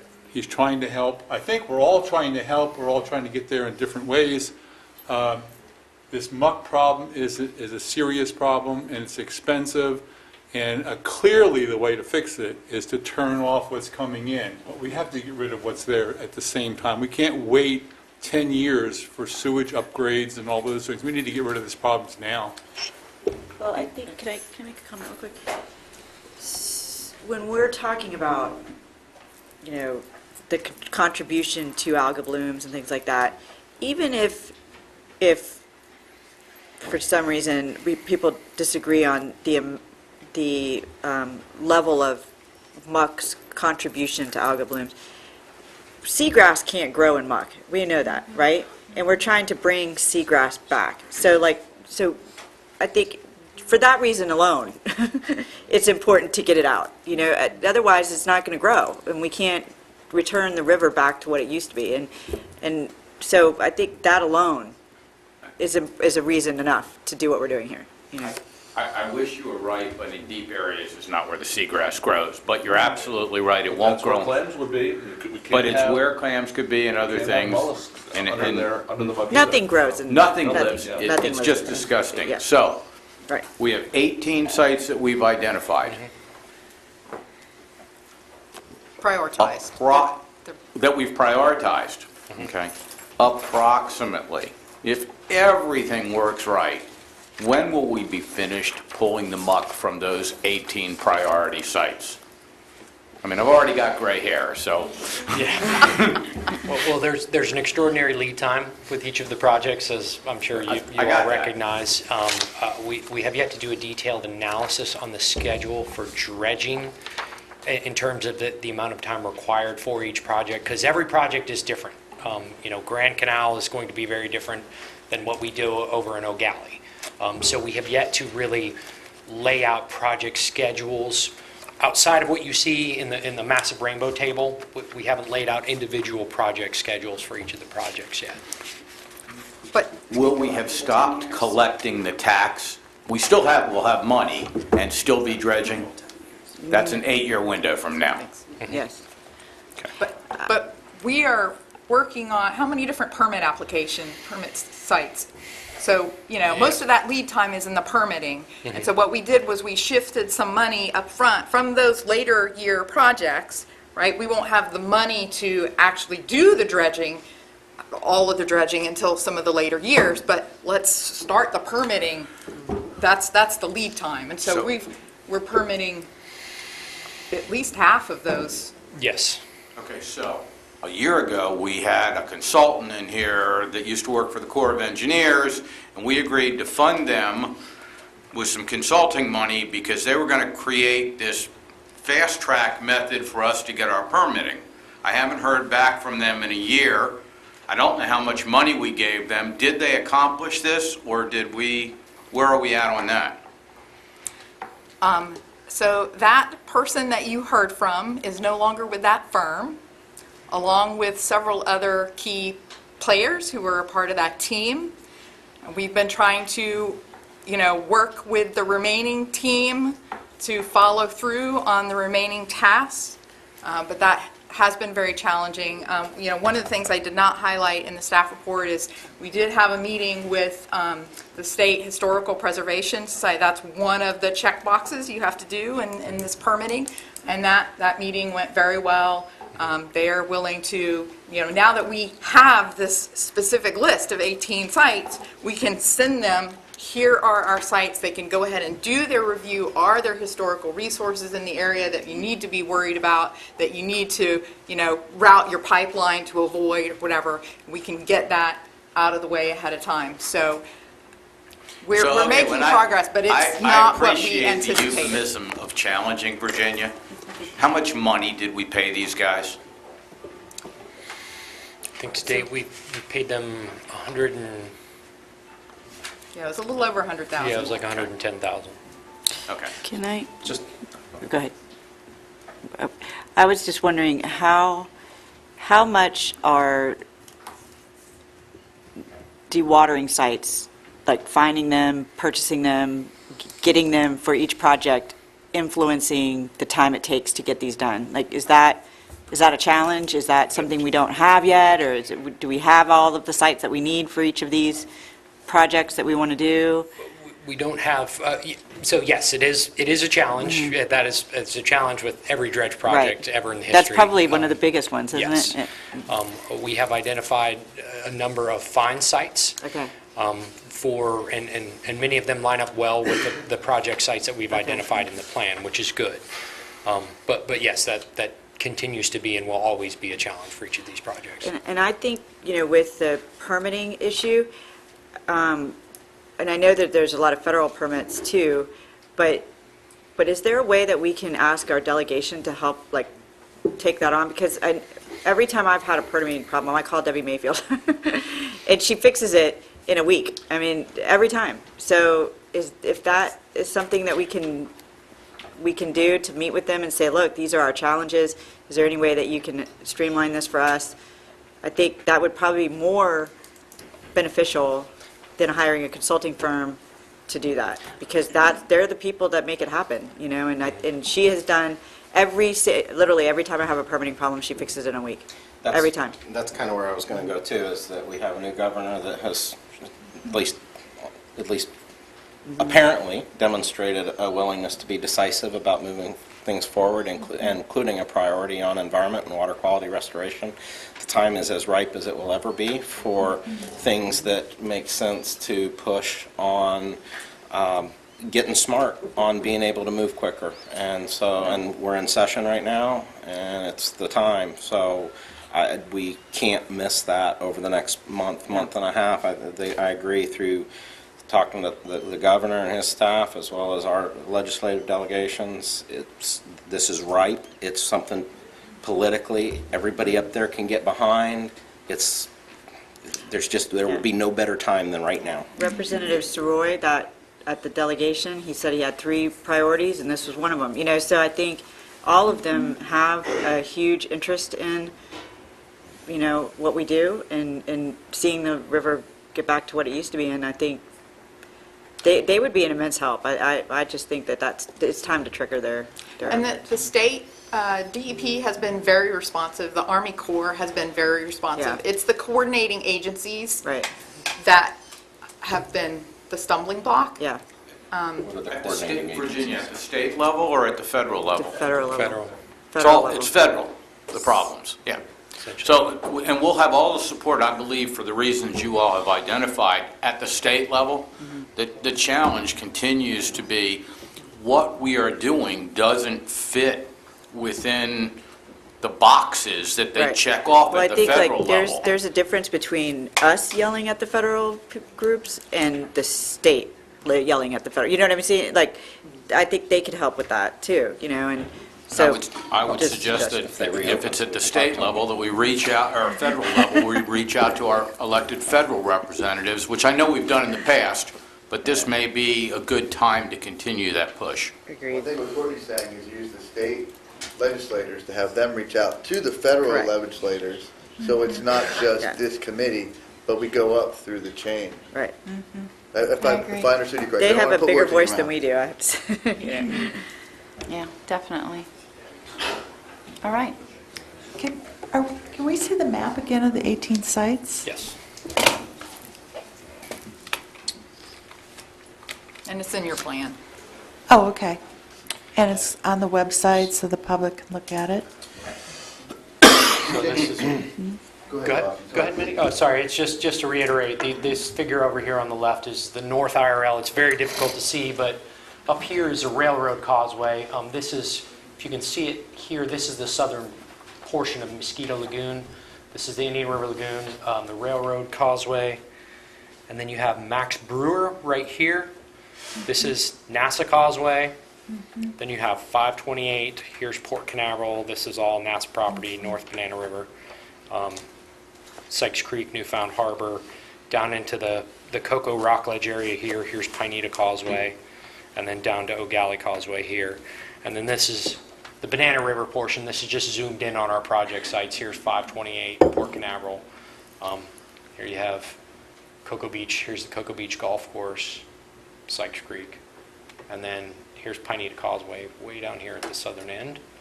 So where you have a dot that says Cocoa Beach Golf, I mean, there's the huge Cocoa Beach project in all those some of these dots look small, even Yes. though the project is much broader. Yeah, we wanted to keep this figure as clean as possible. almost These are done not too, right? polygons That project representing is the actual Yeah. footprint of the dredge area. These are just dots to identify the geographic location of them. And then now into the central IRL. This is Melbourne Causeway, 192, right here. This is the Turkey Creek project. And then Goat Creek down here. And then Mullet Creek. This is just outside of Honest John's Fish Camp, right there down in South Melbourne Beach. And then down here is Sebastian Inlet, just to give you some perspective. The polygons might be helpful. It's hard to see the dots anyway. Right. And so just, again, thinking about communications and that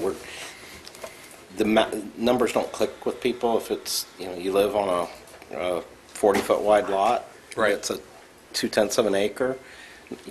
Nearly 1,000 acres worth of work doesn't click until you see it in a relative perspective on a map. So it might be helpful just to, because it's going to look impressive. I mean, it's a lot of work going on. You have to be like, I think that's the thing is we don't want to exaggerate, but in the same token, we do want to clearly communicate what's being achieved because there's a lot of work going on, and these are massive projects that even though they're slower than we would like, I think are starting to move faster than they ever have, and with more purpose than what would have been doing absent all these efforts. Right. And that's going to be important to maintaining confidence in the work that's being done, because this is a long race. Yeah.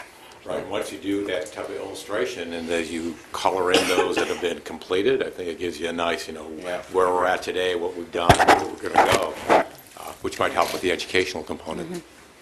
And we have a place up front on our website where that can be, or is it something people have to dig through to find? Dig through the website to find the maps for where the muck removal is? Yeah, we don't have them outside of the plan. We have a volunteer intern coming in to work on the story map, to get all our projects in a living story map online, so hopefully that will finally happen. Okay. Maybe you should get an extra person since that was brought up as a do some of this communications in-house. Right. I mean, The new Muck Flux area, I know we have that chart that shows point source loading, which I love because it always shows the muck is so much higher, which is our accurate. Has that new number been added to that chart? Okay. Well, it's been added to the charts in the plan, the colorful one you're talking about that we've had in presentations The bar, before. yes. Right, I don't think Brandon's updated that one yet, Okay. but we will. Okay, and then I would also recommend, since there are now 2 graphs or 2 charts that are going to be living in the wild, that to be fully transparent, that we list on the second one that the first one was not due to errant data, but that there was a map used from 2012. What was that first map used from? 2014. 2014 to estimate the muck. But that way, Yeah. if somebody says this one, well, why is it different? They have the answer right there in front of them. And the septic loading is going to be updated on that as well. so. Okay, and that's great. I just think we should capture that transparency because then we don't have competing data points. All right. Walker, thank you so much. Thank you. Dylan? Yeah. So they're right up there at the top. Okay, so we're going to play 3 videos again today. My name is Terry Casto. Start with Terry. My name is Terry Casto. I live in Indian Atlantic. I've been a 50-year resident of Brevard County here in Melbourne, and I'm a proud and honored member of the Citizens Oversight Committee for the Brevard Save Our Indian River Lagoon project plan. When the initiative was first proposed to put the tax on the ballot, I actually went to our polling precinct when the election was happening and stood around and waved a sign and, basically advocated for the tax because I thought it would be a good idea, something that we needed to invest in and money well spent. To me, it's an economic issue. I mean, if you look at this lagoon and what it brings to this community in terms of financial benefit, it's incredible. I mean, it's in the billions of dollars. And if we lose that, we lose a big part of the lifeblood for this community. Like everybody that's been here for a long time, I've seen the lagoon go up and down. I've seen it when it's in better state than it is now. I've seen it when it was worse. It's a big lagoon. It's got different problems in different areas, and it's not something we're going to solve overnight. Having said all that, I was really impressed with the science and the effort that went into developing the project plan. We're seeing some improvement just recently, even though we've had the red tide and the brown algae. There's still areas of the lagoon where water clarity has improved, seagrass is coming back. Our oyster reef projects are all doing well. So there's positive news, but there are still challenges. We just need to remember we need to maintain the commitment, we need to stick with this, and we need to remind ourselves each and every day that we're all part of the solution.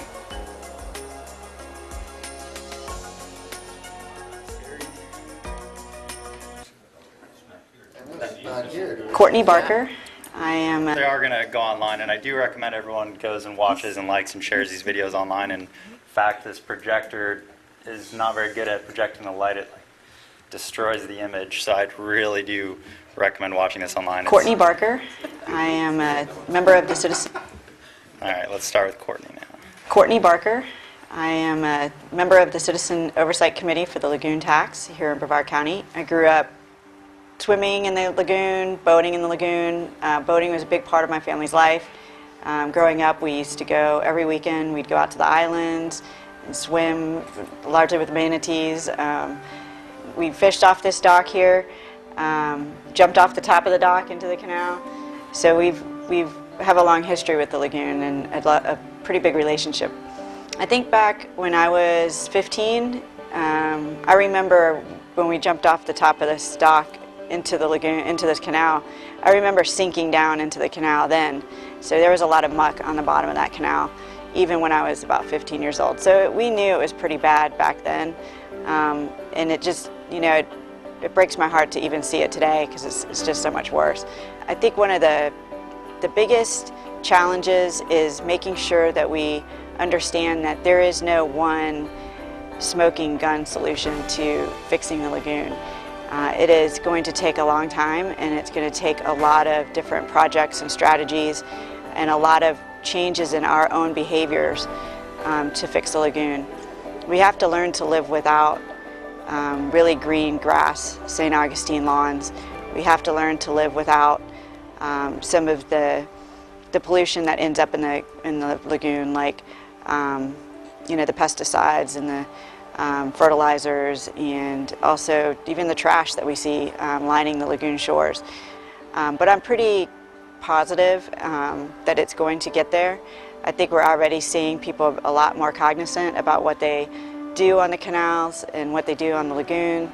There's an overall feeling among the community that we can make a difference. It just takes a lot of effort on our part to make those changes. I'm really proud to be a volunteer with the Citizens Oversight Committee.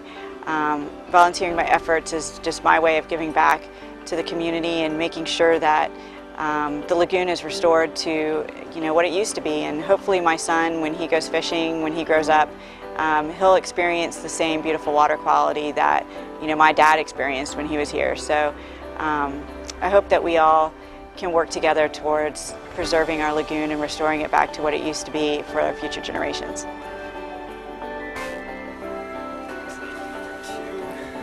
Let's jump into 3. Now we've got Hi, my name is Vinny Toronto. All right. We filmed this? That's fake. Yeah, fake news. Yeah, I did it all online. Hi, my name is Vinny Toronto, and I'm a volunteer on the Citizens Oversight Committee.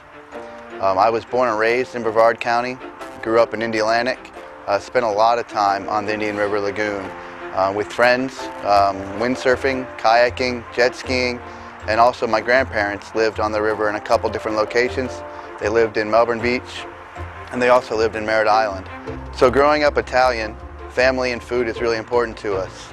So my grandparents would spend a lot of time on and in the Indian River Lagoon. I remember clamming with my grandfather and shrimping. My grandmother used to throw a cast net with her teeth.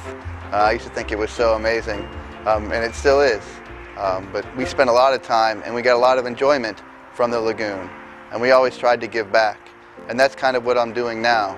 I volunteered and applied to be on the Citizen Oversight Committee in the technology lane. I ran an IT department at the University of Florida for 10 years. I'm also now the Chief Information Officer for the State Attorney's Office. I also have a film production company where we've made some movies and a claim to fame Doritos commercial. I'm able to use the technology experience that I have and the communication knowledge I've gained to help the lagoon.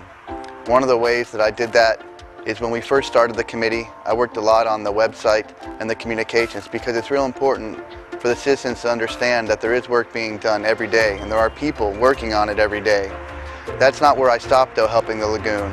One of the solutions I'm involved in is I'm co-founder and chairman of the Indialantic Environmental Advisory Task Force.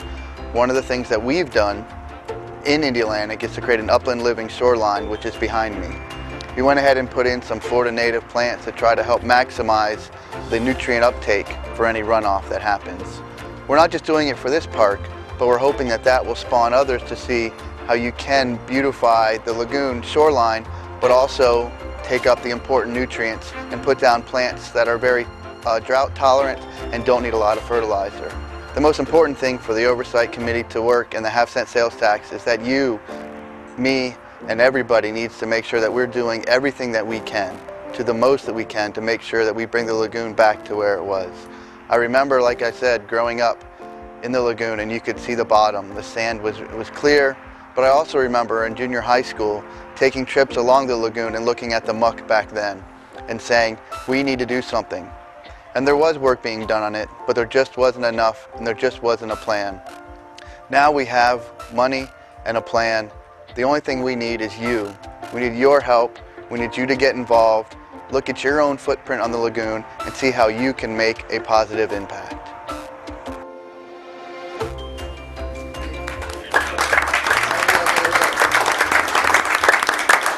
Stories number 3 I do encourage everyone to go to the program's Facebook page and share these videos that are being released at regular intervals.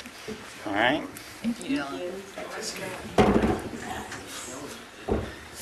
I don't know how they did that.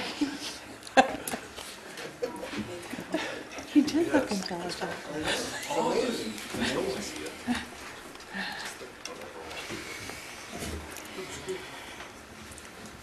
Ready to go? Ready.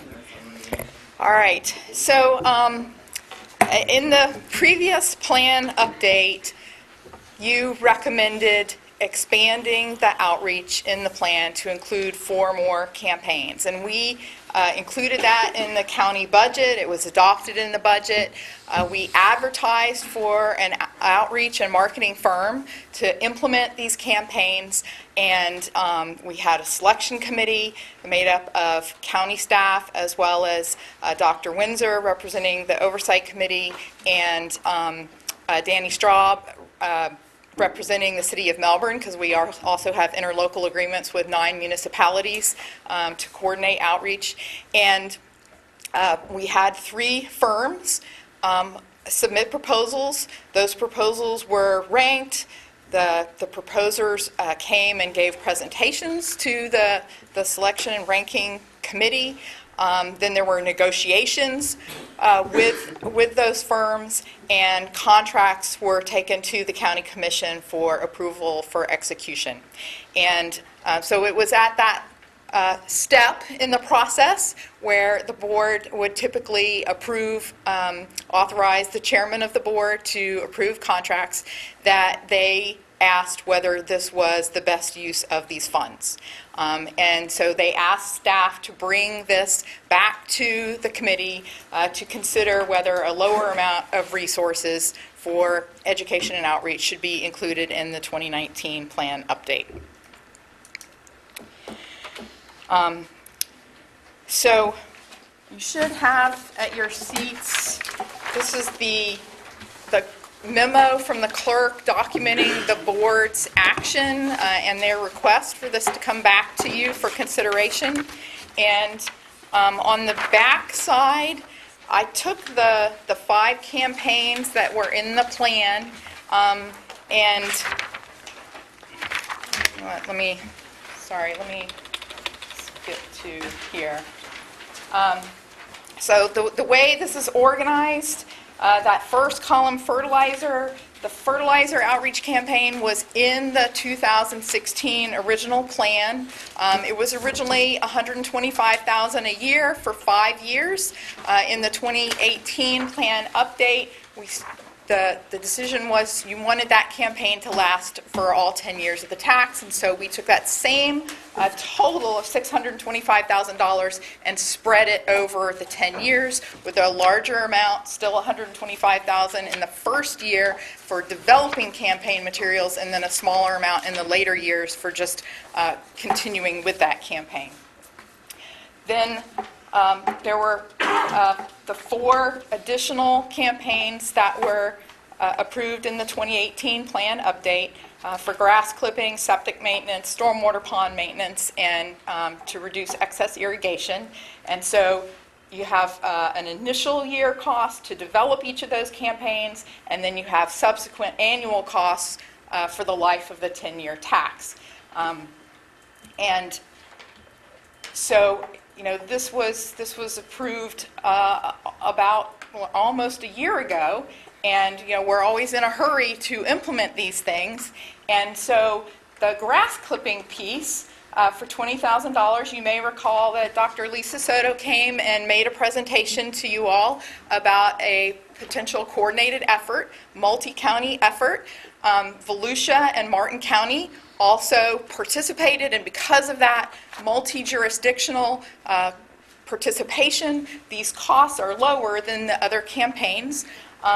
This is within the signature authority of directors, and so we implemented the contract, and we've begun that grass clipping work. In fact, the first year of research and campaign development, we have a draft final report. And so that campaign is already underway. The other ones were going to be implemented through this new marketing firm. So with that, which I probably should have put first, the firm that was ranked number one to do this Lagoon-funded outreach, MTN, they're out of Satellite Beach, a local firm. One of their employees contacted me and said, you know, on my own time, is there anything that I can do to help the committee with this decision point? And I said, well, of these campaigns, one that I know is important to everyone that really hasn't gotten much discussion yet is septic system maintenance. And I know that human waste is a big concern to the county commission, and in their discussions, the commission talked about the importance of being able to measure progress and, you know, show that outreach works. They don't want to just create pamphlets for the sake of, you know, print on paper. And so I said that it might be helpful if we had some examples of how a campaign would work in such a way that we have measurable results. And so she sent me a lot of materials, beautiful slides that would not work on our SCG TV translation of this to the world. And so I've tried to cut and paste little bits and pieces from her slides, so my apologies to her. So these campaigns, we've talked about it before, you know, they are a process of development and many steps in developing a good campaign. And so, you know, starting with research, she sent me this rule of 7, that to change a behavior, you have to contact the prospect a minimum of 7 times in 18 months. I've been asked if the commission wants reduced funding for outreach, should we just, you know, cut each program by some percentage? And the folks are telling me, you know, that won't work because you have to have a minimum amount of money to be able to reach people in a meaningful way enough times that you get your message across. And so I had them look at the budgets that we have for each of these campaigns, and they said, you know, really, that's the minimum amount that you would want for those campaigns. They would recommend more funding for those individual campaigns. So don't do an across-the-board cut. If you're going to cut entire programs. So the research component, you know, you've got to select your target audience, do some survey work to establish what the baseline understanding and behaviors are, get to know that audience, and then create messages specific to that audience, and then test that message on focus groups before you go big with it. I thought this was very interesting to me. So on this septic maintenance versus sewer laterals, we talked about, you all had asked, as we are working on a septic maintenance outreach program, there can be leaks in the septic tank, there can be problems in the drain field, there can be leaks in the piping between the house and the septic tank and the drain field. How is that different than leaks in the privately owned part of the sewer system between the people's house and the publicly owned sewer utility? You know, could we wrap all of that into one outreach program? So this is looking at the population of Brevard, occupying about 227,000 households, and what fraction in the left circle, you know, what fraction of that population is served by septic systems, and then what fraction of those septic systems are the ones closest to the lagoon, causing the most influence. And we heard from Anthony that we could shrink this 15,000 down even more to the ones that are potentially the most problematic. Whereas on the sewer lateral side, you've got much larger fraction of the county served by sewer laterals, and they all have the potential to have leaks in them, you know, if you've driven heavy equipment, if you've taken a shovel, you know, whatever. And so when you're trying to know your target audience and figure out how you do your marketing, these are two very different audiences that you're trying to reach, and you would have different tactics to get there. So while some of the campaign pieces might be similar, how you reach that audience could be quite different. So after you've done your research, then you're developing your education, and so they're recommending, you want that repetition. So how do you create that repetition? So we would do this education, then they're recommending developing a loyalty program. And with that loyalty program, you register, and then you get given all these different things that you can do to help. And when you do those things, you get points. And those points are tracked on a leaderboard. And so all of this is online, and it's a competition, it's gamification to try to encourage people, once you've taken this step, now go see what you can do next to get more points, and then encouraging businesses to help get people involved by providing incentives to people who are on that leaderboard doing the best. So we can involve both the public and the businesses in helping to address this problem. And so as examples of the kinds of things that people might do to get points, there are inspections, using friendly products, attending Lagoon events, snaking your lines, referring friends and neighbors to do the right thing. So, lots of different examples of the kinds of things that you might put out there for people to do to get points. And so this is you're then taking these people, and as they're getting points and posting, their points are being posted, they're in effect advocating for your program. So they become advocates for the message that you're trying to get across. And because this is online, you've got metrics that you can easily track. So how many people did an inspection or upgraded their system, repaired their system, and you have an idea of how many folks are increasing their understanding, and hopefully this is leading to lasting changes in perception and behavior. So back to this summary table with all my little boxes and arrows. The green row, we calculated what is our estimate of the average cost effectiveness for each of these campaigns. I left fertilizer in the first place since that was in the original plan that was out there when the people voted for the tax. Then the rest are in numerical order in increasing cost per pound removed. And so if you were going to make some sort of recommendation on a lower funding amount as the board requested, you could use this order of things to consider that for your discussion. This handout is what Becky with MTN sent me that I cut and pasted from, which I just knew would not work up here, but I wanted you to have the depth of information that she worked on to try to provide you with how such a campaign would work and how they would approach the job. So last year, they approved increasing the education line item from $125,000 to $295,000, and now this year they want less out of a $54 million fund. Apparently the $295,000 is too much.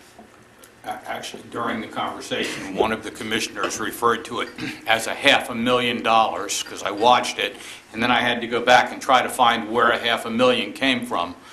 But so, first off, full disclosure, I know Chris Finan, but I did not know that they won the contract until after they did. And had this be any company, I'd be saying the same thing. But the way I look at it, because I've spent a lot of time thinking about this, the fertilizer was in the plan. That was voted in. So that money, I don't think we should touch. The next amount, the grass clippings, has already been paid for. So that's already in there.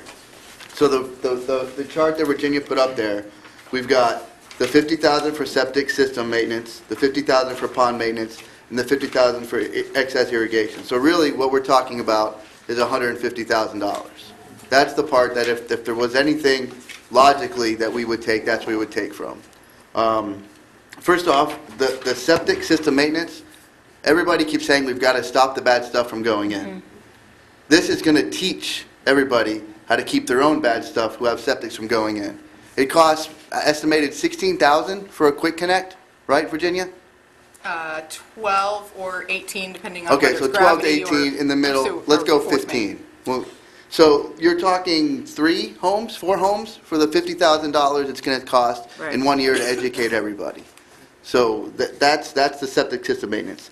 The pond maintenance, there are 4,100 stormwater ponds that were identified. Again, these ponds are filled every time it rains, not just when there is excess rain. So if we can get people to manage that water and get a nutrient uptake out, that to me happens a lot more often. The final one is excess irrigation.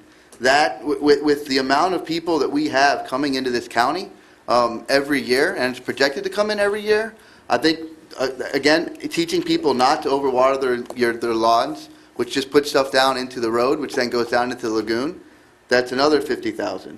So, and so if we're going to take some from each of those, what would we spend that other money on? Let's say we took $10,000 from each, so then we saved $30,000. What are we going to spend that money on? We just had the auditor telling us that we're not spending money quick enough. So I'm not sure where that would come from. The last thing that I wanted to say, the percentage of total plan cost over 10 years is 0.35%.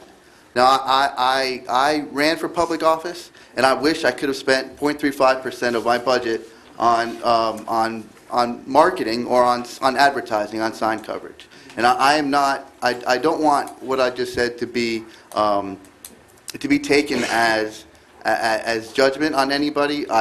This is kind of the field that I've been in my marketing company, and I think that when you look at the numbers and you look at the details, for me it's kind of hard to see where we take money from. Todd? So I listened to it, and I guess I heard a little different perspective too, that wasn't completely about the money, but that was somewhat about the value. And there's, I don't know that I disagree that there's maybe some valid questions that came out of that too. And I look at these and I look at, and just thinking about what I've observed as far as people's behavior too, I have no question about the value of education, but some of it is what translates into then action. And if I look at fertilizer or grass clippings or excess education or excess irrigation, those are all things that are pretty easy that people can do without a lot of impact to their pocketbook or a lot of the things, and they do it every day and they do routinely enough that I think there's a reasonable enough connection that they're probably going to, we might have a good chance at changing behavior. You know, maintenance and in particular pond maintenance, that's a bigger picture. It's hard to draw some of that connection to where we think we're going to see outcomes. So if we're going to stick with these categories, I would be somewhat concerned on how on those particular two, because I think it's harder to turn those into actionable items for individuals. That being said, one of the things that I wonder about is, have we not just jumped to the assumption that we ought to be working in buckets, as opposed to a more comprehensive approach that is, I love this gaming approach. So that, to me, that aligns very well with things like LEAD. And it's one of the things we're doing in Cocoa Beach with our sustainability committee too, is recognizing that every single person that has an impact on the lagoon, probably every single person sitting around this table, has the things that are most meaningful to them. And so if we put out, you know, excess irrigation, and that's not a priority for somebody, then we've just missed that person no matter what. But if we work off of that common connection to the lagoon, which I think probably the percentage of people that would say they buy into that is significantly higher than the one that might identify with irrigation, and then have some capability to connect to that, to what is meaningful to individuals so that they can begin taking action, is pretty powerful. And so one of the, as I looked through this, one of my questions was, do we have an opportunity to say, you know what, Commission, you're right. Yeah. We agree with you that we need to draw a better connection to the value that we're going to deliver, and our reduction would be that we're going to take a first step, and here's how much money we need to go out and really survey this and really lay out a plan that is comprehensive in nature and can then put a better budget around where we're going to see results that might be the same number, but at least if we're going to come back with the same number, we can point you to the specifics of how it's going to benefit those end results and what that's going to turn into specific for actionable items for people, and which ones are a little more of a reach. And I still think the other piece of this that has been underemphasized is the building of consensus to support those items that maybe an individual can't do on their own. So creating enough education so that when we have a septic tank ordinance coming through, that there is a groundswell of support to say, you got to do this. Yeah. That doesn't take any action on day-to-day basis for an individual, but it certainly, when we consider that those commissioners and other elected officials need to have credibility with their constituents, and they're going to listen to the voices. And very commonly, when rules come forward, it's the voices of the people that are going to be directly adversely impacted by those rules that are talking. It's not the silent majority that's out there that doesn't recognize how they're going to be impacted by that rule not being passed. And for me, that's one place that might come out more in a study as far as the potential impact that we could have is how does this education tie into creating that groundswell of support that's on an ongoing basis. So I wonder a little bit if our step might be to say, here's what we could do in year one to really develop just a incredibly sound, data-based plan that moves forward and that does a lot of the survey activities, that does a lot of that data analysis to get to that point that we're ready to either cut some of these or advance them forward either at the levels that are proposed or maybe even more. So I also watched it, and I agree with you. I think they did, it obviously had a concern with the value, and I think they also had concern, having worked for elected officials most of my career, I heard that, they are concerned with approving something like this in the face of infrastructure problems. So that's what I heard. So they're concerned with getting criticism for approving something like this where some people might think this is unnecessary, you know what I mean? And then while they have all of these other infrastructure problems. So I can totally understand that position. And so I agree that if we could focus the campaign on what we're already doing, obviously, and the fertilizer, and then also focus on the septic, that would maybe resolve some of those concerns.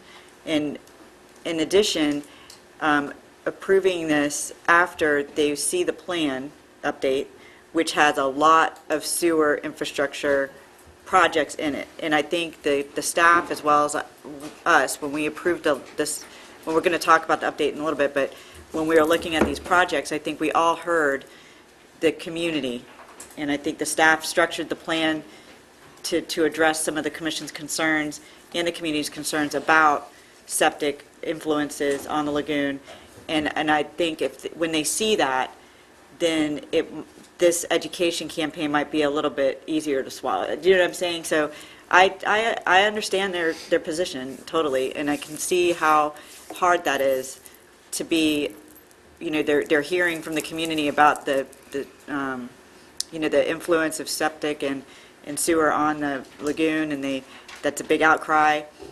And I absolutely understand that, and I think that if we structure the campaign to address that, and then also at the same time present the plan update to them, they can see that we are looking at, a lot of our projects are structured around that, and that may resolve some of their concerns. So that's what I heard when I watched that.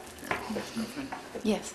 Thank you. These are very different perspectives than, and while I watched it, my mind was thinking completely differently than you all. What is the IRL tax being used for? And what can I, as an individual, do to help? I mean, those are the two questions sitting on this committee, I'm sure each of you gets. I get this all the time. People pull me aside. The critical ones are what's the money being used for, but more importantly, they say, I want to help the lagoon. What can I do? And so I think that the money that we spend should answer that question. It'll be most effective because people want to know what can they do. And we created the 5 buckets. I like the idea of a bigger picture. But the 2 things that we know people can do. Look, I walk down my street, there's drains. When it rains, it goes straight into the river. There's nothing I can do about that until the county comes in and fixes these problems. But what I can do is keep organics and grass clippings and fertilizer out of the street, out of the gutter, off of my sidewalks. Now, we have a grass clippings, which I'll consider more organics, the creation of Muck, campaign. And we don't have to prove it works. It was proved that it works in Alachua. We put it in the good hands of MRC. We've paid for it along with other counties. That answers a question. I can do this. When I go out and mow my lawn, I can blow all the stuff back up into the grass. That's something people can do. And we have a fertilizer campaign that has already been developed. There's brochures that are out there. We don't need to spend a bunch of money. Print some more, okay? And we know it works because all you have to do is look at the reduced sales of fertilizer in this county following the implementation of a law that prohibits its use during the summer months. But there's a lot of people moving here that have no idea that you're not supposed to use fertilizer in the summer. There's a lot of people, I will admit, years ago, I figured, well, if it says to put down 1, putting down 2 is better. Well, I now know putting down half is better, okay? So we have 2 things that answer the question, what can I do to help? They can't really help on a pond, and they can't help dredge. In fact, there's not a lot of stuff an individual can do. But these are 2 direct things. So I think when we answer that question, we get the best bang for our buck. And there's one last thing that's not on the list, and I don't know what it's paid for, and I don't think it's expensive. But Daryl has done some videos with Walker at a dredge site and at Long Point, and where they were putting in oyster beds, and those videos have been up on social media. And I think that those are valuable. While people can't actually act on them, they do answer the question, what's my tax money going for? So if we're going to, and I'm okay, I understand the issue of we don't want to spend $300,000 when we're under pressure to not waste money. Let's focus on the things that answer the question, what can I do to help? And we already have those in play, so that's where I would spend the money. And if I could just add, I share your frustration, because it is frustrating, I have to say that, but they are the county commission, and that they get pressures that we don't see. And I think we need to understand that, so I would move that we focus on fertilizer, grass clippings, and septic system maintenance campaigns for now, and that we move forward with that. Is that what we're all thinking, hopefully? And structure it just that way. So then take out the 2 last columns? So we can, minimize, they asked us to spend less, so that's what, they're the county commission, so that's what they want. They tasked us to do that. Yeah, and so I think if we focus our campaigns on what that was in the plan, what we already have underway, and then address the big issue that is in people's minds right now, which is poop, basically. And septic system maintenance, I think we would, and then maybe, like Todd said, really look at the value and show them that. Then we can move on to the next campaigns at a later date. But I think, I agree with Virginia that to reduce each one would be a mistake, because we would basically be wasting our money. We wouldn't be doing it right.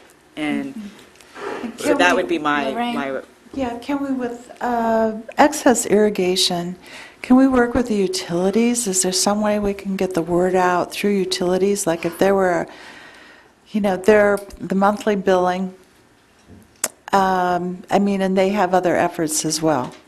Yes. Yeah, so I had two comments, and that was the first one, is there's some of these that, learning from the grass clippings thing of where we were able to get more bang for our buck by partnering, there's definitely, I think, the excess irrigation, and even when you looked at this, the thing that you handed out, there's probably a third or more of those that are common to both septics and sewer systems. Don't put grease down, all those, that if there is a way that we can get more consistency across all of the utilities in Brevard County so that we can get some common messaging out, I think, one, that's beneficial for the public to be able to see a very consistent message. Mhm. Two, it's things that the utilities need to do anyway, Yeah. and I should be happy to get more bang for their buck by partnering on it as well. So I think there's some opportunity there. The other piece, I agree with Courtney, those are probably the ones that have the highest potential based on what we know today as far as being able to answer the question of what can I do.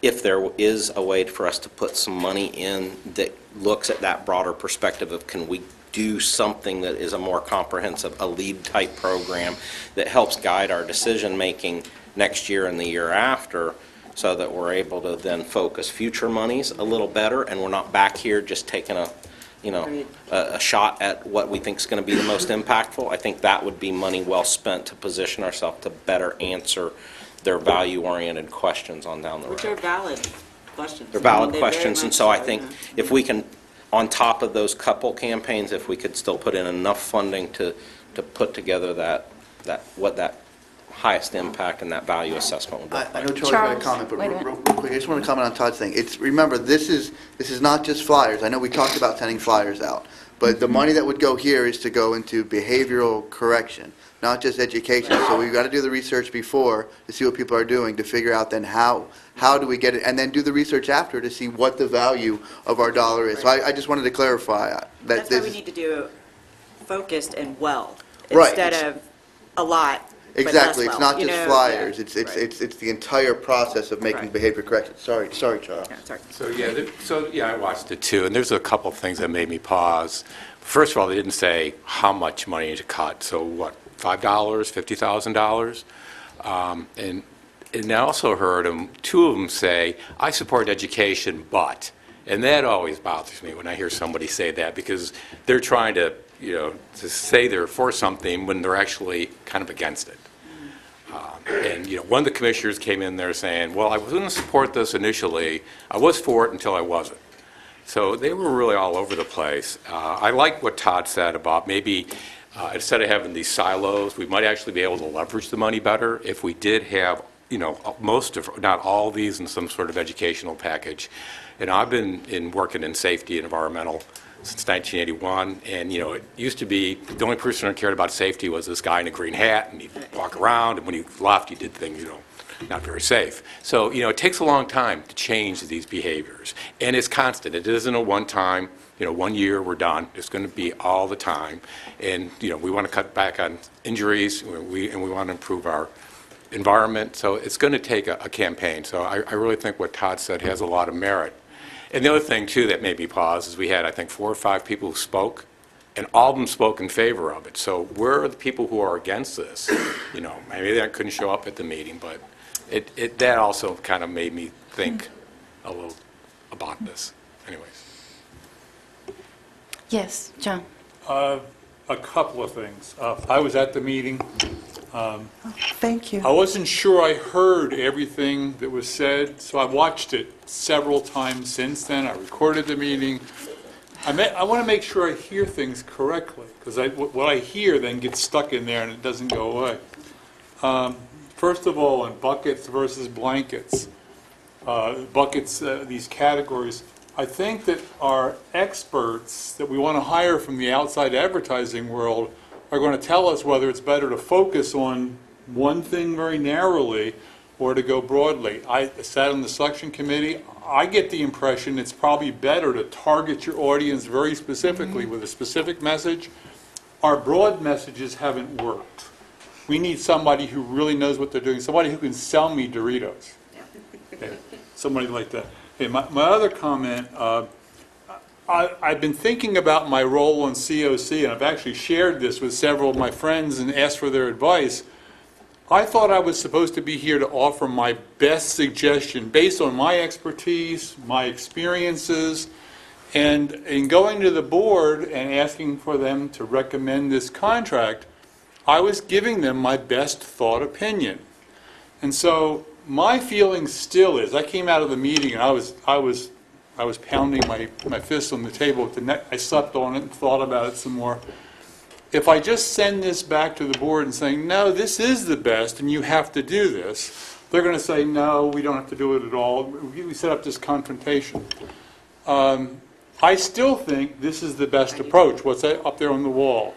I think that what we should do is perhaps have little check boxes at the bottoms for alternate, alternate versions.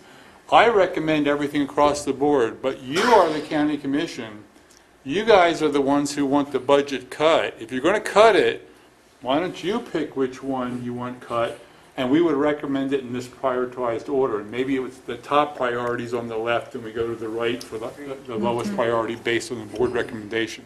But I think the message still needs to go back that all these are important.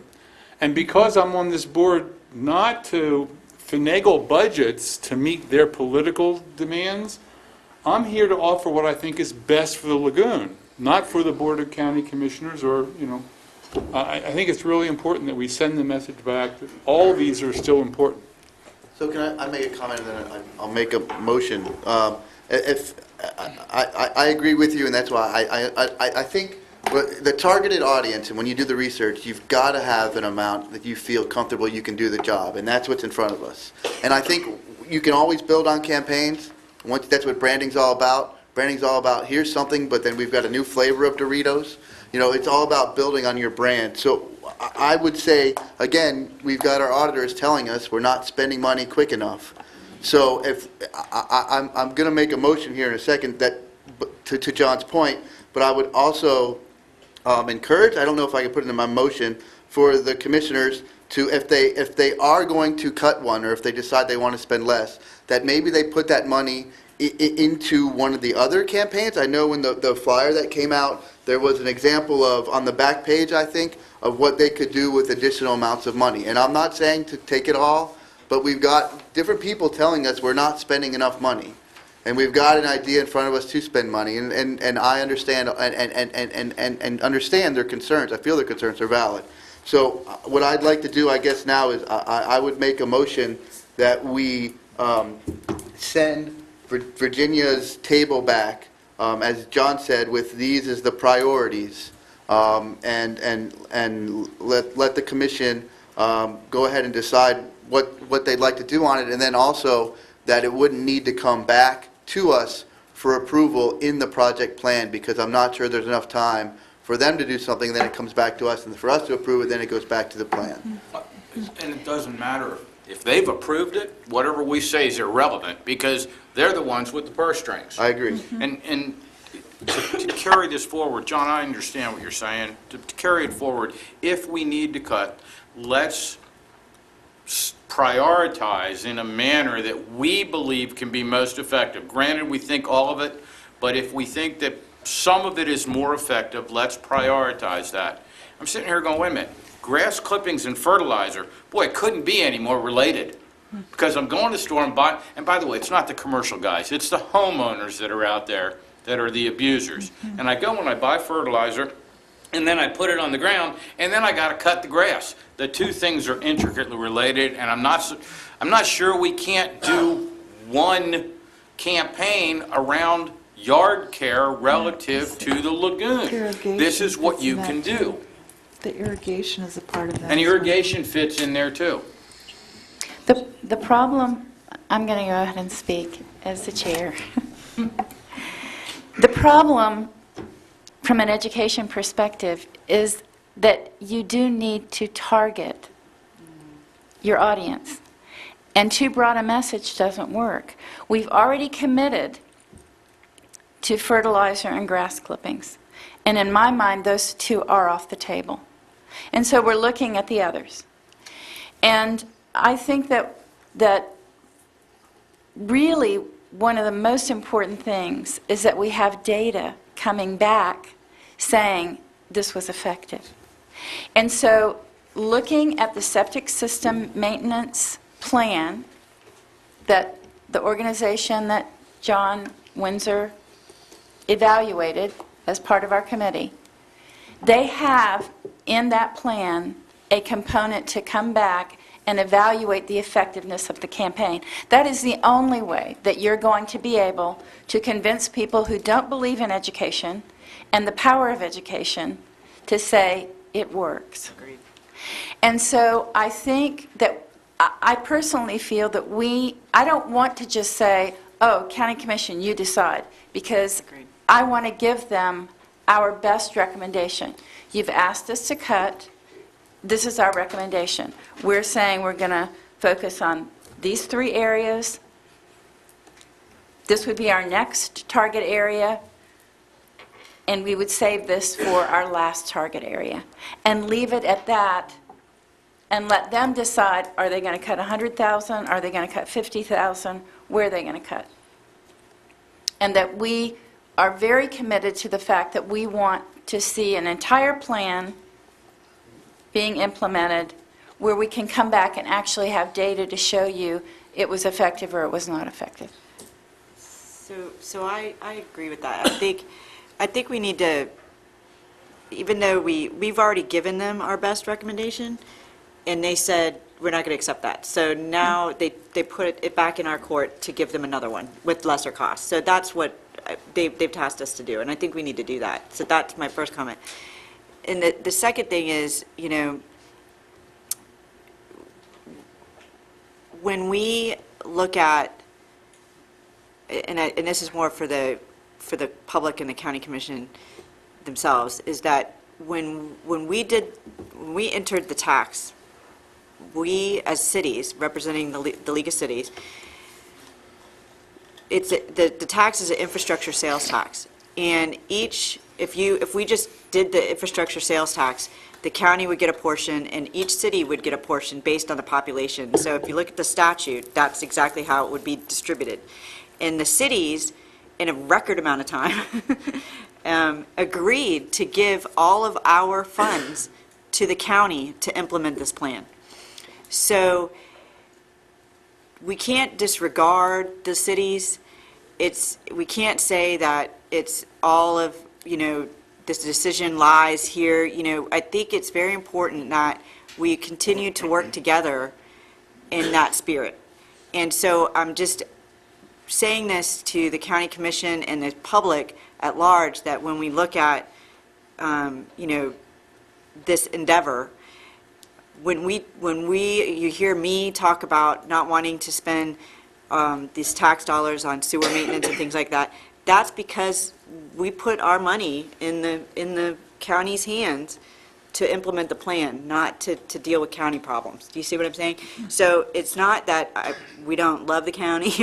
We just have a specific viewpoint. And so I want to make sure that we're respectful of the county commission and obviously in the rest of the public officials when they get, yelled at, I guess, for lack of a better term, for sewer issues and things like that. But at the same time, we have to protect the integrity of the plan and the integrity of the fund. So I agree that, they gave it back to us. We should honor that request and give them a recommendation that's less money. And at the same time, I think we need to still send the message that we understand sewer issues are a big issue, but we need to make sure that, you understand our position as a board and the city's position, that we can't spend Lagoon tax dollars on sewer maintenance issues. So that's all I have to say. I know that's like off the, when I watched the meeting, I saw that issue in that discussion. And so I wanted to make sure that was on the table. There was one other point that I wanted to make, Vinnie, to you, and I agree that the conversation that we're hearing back is we're not spending enough money. But the way that the money is being spent is also the issue. Yes. And so what they're hearing, I believe, what the county commission, the elected officials are hearing is, we want it in turning dirt. We don't want it in education. And that's the dilemma. Yeah. And so we've got to show that education does work and that it does have value. I agree. And I think that that's why the costs, when someone looks at this and says, oh, that's a lot of money for our marketing, and I understand that, but the reason that the cost is that high is because we're going to show, in the end, we're going to do the research that it takes to see whether it's not working, and course correct, in the middle if it's not. So there's a lot of components built in I to agree. that number. I understand.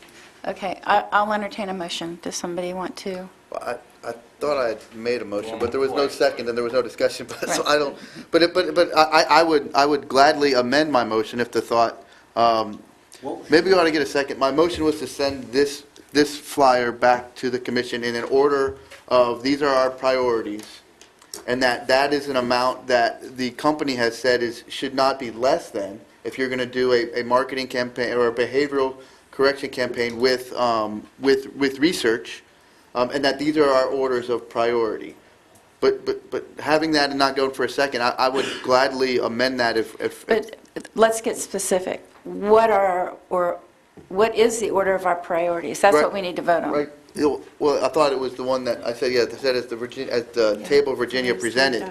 But if, I would gladly amend mine if we wanted to take one off, if it was the. Or rearrange. Yeah, or rearrange them. So your motion isn't about dollars, it's about where our 5 priorities, what Correct. What distribution they're going to be. Because I just don't think you can change the dollars without seriously impacting the focus and the effect. They're going to want us, what I've heard here at this table is we need to give them a cut. Right, exactly. Courtney, I think what you're saying, the read on the county commission is they basically came back and said, reduce your request. That's what they want us to do, reduce the amount of the request. So we either say, okay, and we reduce it and prioritize, or we push it back in their face and say, no, we think it was right. And I don't see a gain in that one. Well, I don't. My motion is not to push it back in their face and to play a game. It's to say these were the priorities. So if they want to cut 50, then we take out one. If they want to cut 100, then they take out the other. I think what I'm hearing is they're not asking to make the decision. Okay, they're asking us to make the decision. Which I said I would amend my motion if we wanted to get rid of one of them. If I could remind the folks at the meeting, I think at least one of the commissioners asked for staff to come back with several versions, options for them to select from. And so Vinnie's idea, if you want to knock out one, if you want to knock out two, that's why what I was suggesting earlier was having the same form that's up on the board and having 3 of them that we've locked in, and the other 2, you have little checks at the bottom. This is option A, option B, option C. All right. That works. Then what order? That's what I'm asking for. The order that's right on the board, fertilizer, Okay. grass clippings, and septic systems are fixed and held in place. Stormwater is the next priority, and then excess irrigation is the last priority. Is that a motion? Hold on, what would be our options to the commission on the dollar value? 5%, 10%, 15%? The whole campaign. Oh, cut the whole thing? Yeah. Oh, I'm thinking of going back to them with a much smaller, still have those in the campaign, but cut those budgets. No, I think Virginia made clear. If we took 50,000 out, Yeah. which is whatever percent, and we kept the other 4, they'd get fully covered. If you tried to take 10,000 from each program, They aren't going to be effective. They would be ineffective. We'd have 5 ineffective I campaigns. can actually word a motion right now. Courtney. Because everybody's talking. So, Okay. Thank you. So the motion would be, the COC is recommending funding the full program. However, since the county commission has asked us to recommend a lesser dollar amount, our priorities are fertilizer, grass clippings, septic maintenance, then stormwater pond maintenance, and excess irrigation. So if the commission would like to cut, we would recommend cutting the excess irrigation and stormwater pond maintenance at this time, if that's something you wish to do. I would also encourage some kind of statement to say that we believe that an across-the-board is not going to be effective, that in order for these campaigns to work, We have to it needs to fully be fund. full funding for the campaigns that, For each bucket. Do you want to amend your motion? Sure, yeah, I'll amend the motion to include that. Because I'll second that. All right. The only thing I would ask then, because we're giving up 2 of the programs, right, when you say it that way. Well, One or the other. they, That's not clear whether it's because one or the other they're or both. asking us to cut, and I think everybody's priority were those 3. That's what I've heard in this conversation, so that if they're going to cut, those would be the ones we'd recommend cutting. But we aren't recommend cutting at all, so that's also what I hear. So we want to reiterate that we would prefer that the commission fully fund the whole program. However, they did ask us to look at a reduced amount, so if you insist on reducing the amount, these are the areas that we would recommend reducing. And we would recommend removing an entire program. That's correct. As opposed to As across to- the board, because what we do, we want to be effective. Right. Exactly. So reducing the total budget by 50,000 by eliminating excess irrigation, or by 100,000 by eliminating excess irrigation and stormwater pond maintenance. That's Yes. Correct. And be very clear that we don't want to say, okay, let's do fertilizer for 100, and let's do grass clippings for 10, so we want to be clear on that. All right. There is a motion on the floor and a second. Is there any discussion? Todd? The only thing I would just ask is a consideration of potentially switching the excess irrigation and stormwater pond maintenance back to the earlier discussion of, from my perspective, excess irrigation is more actionable on a individual basis. And for my personal priorities, I'm not going to be voting, but is that those 2 would be switched. I would recommend I that. can't vote either, but I agree with you. I would disagree with that in that there are numerous campaigns underway about irrigation through the Water Management District, and there, I don't know of an organized stormwater pond maintenance, and I get lots of calls and contacts out in the public about how do I fix the stormwater pond in my community, and I'm not even sure who to send them to.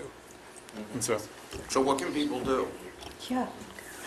I mean, is there anything an individual can do to fix the stormwater pond in their community? Homeowners associations, and that's a group of individuals.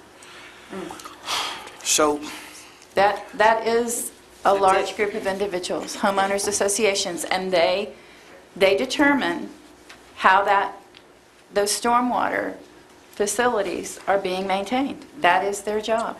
And so they're a targeted group, they're an easy group to reach. Yeah, but it's not an, what can I do, it's what can this group do. Thank you.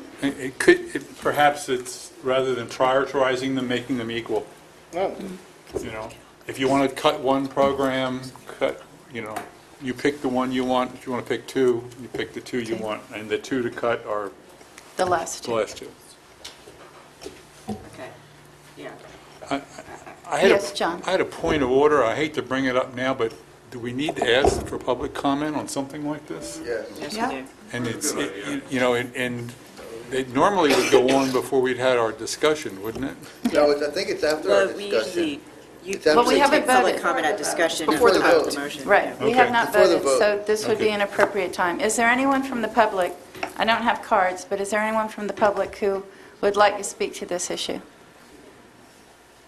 I want us to move on.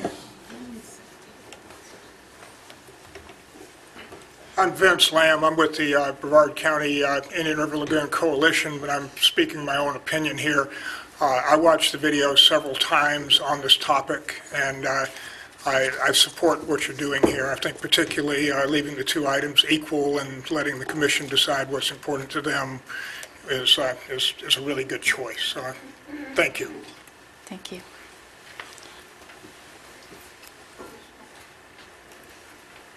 My name is Bill Kerr. My son went to school with Vinny. I've been a biologist here for 30 years.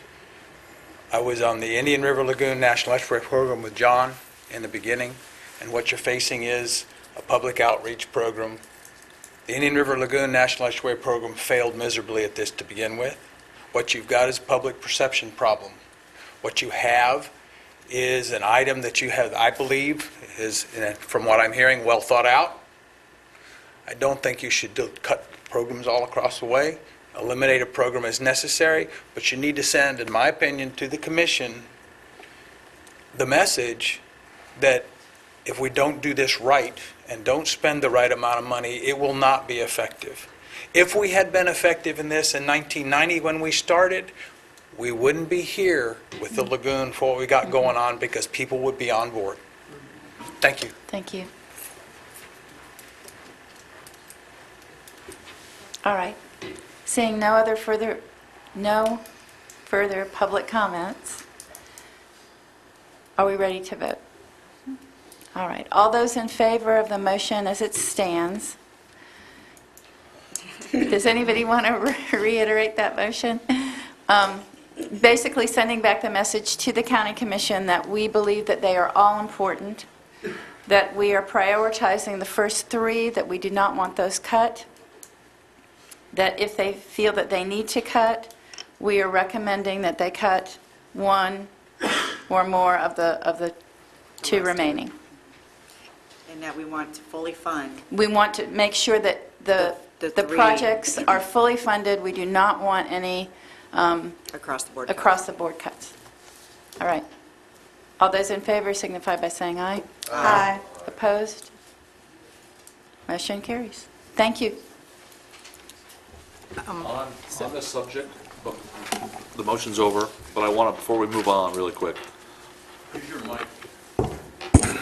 in subsequent years, I like the idea of evaluating our programs for success, taking that information to the commission, supporting our budget needs in 2020 and beyond.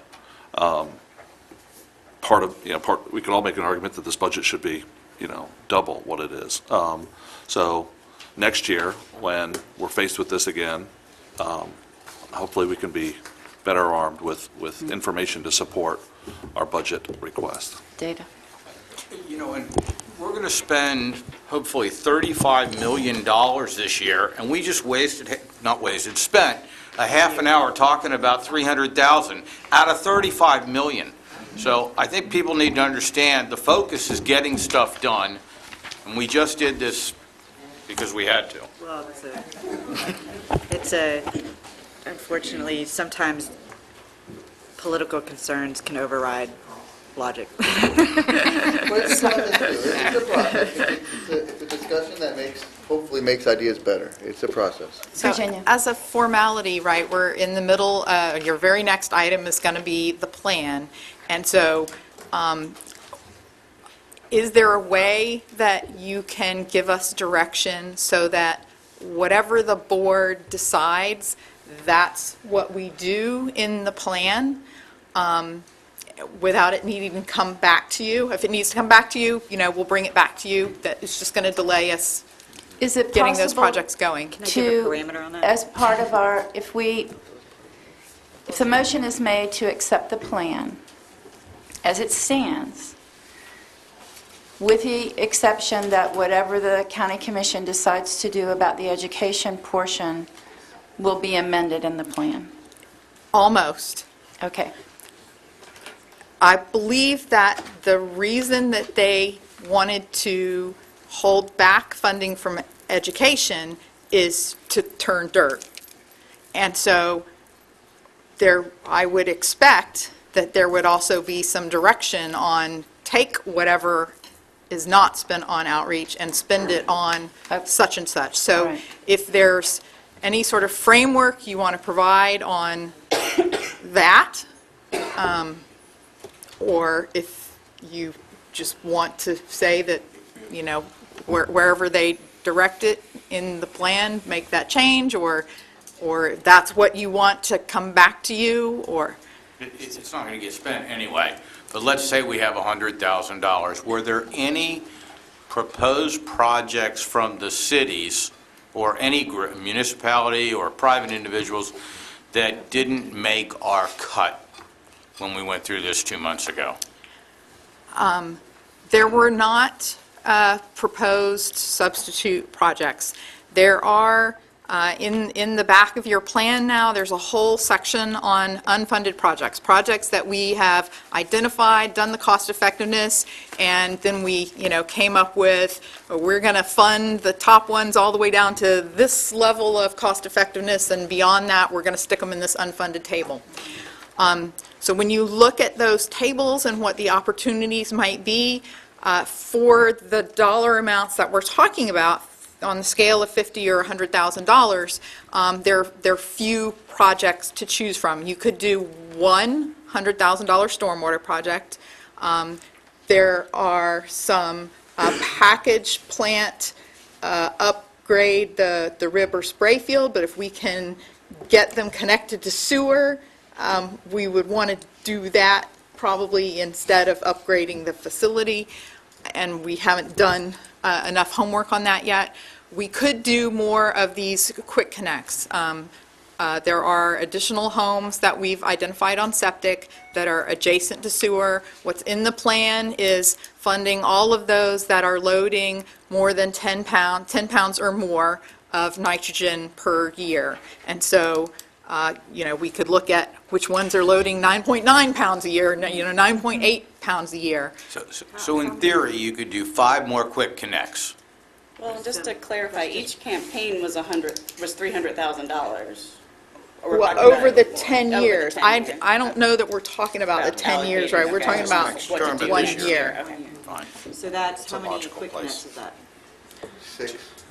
7 or 8. If we can do the $12,000 ones next to gravity, it would be 8. I love that idea. 15 is I love that idea, 'cause it also drives home the importance of the education campaign versus 5 connects. Well, and the poop. Poop's the word. So Poop's the word, yeah. I would say, Virginia, that if this is what you're looking for, would be a motion then that whatever, if there is money that is cut from the education piece, that money then go into the septic or sewer programs as staff sees fit. Yeah, I would second that motion. All right. So there is a motion and a second to recommend to the county commission that if changes are made to the education budget, that any funds that are taken from the education portion of the budget would be used in the septic to sewer connection portion of the budget. All right. Is there public comment?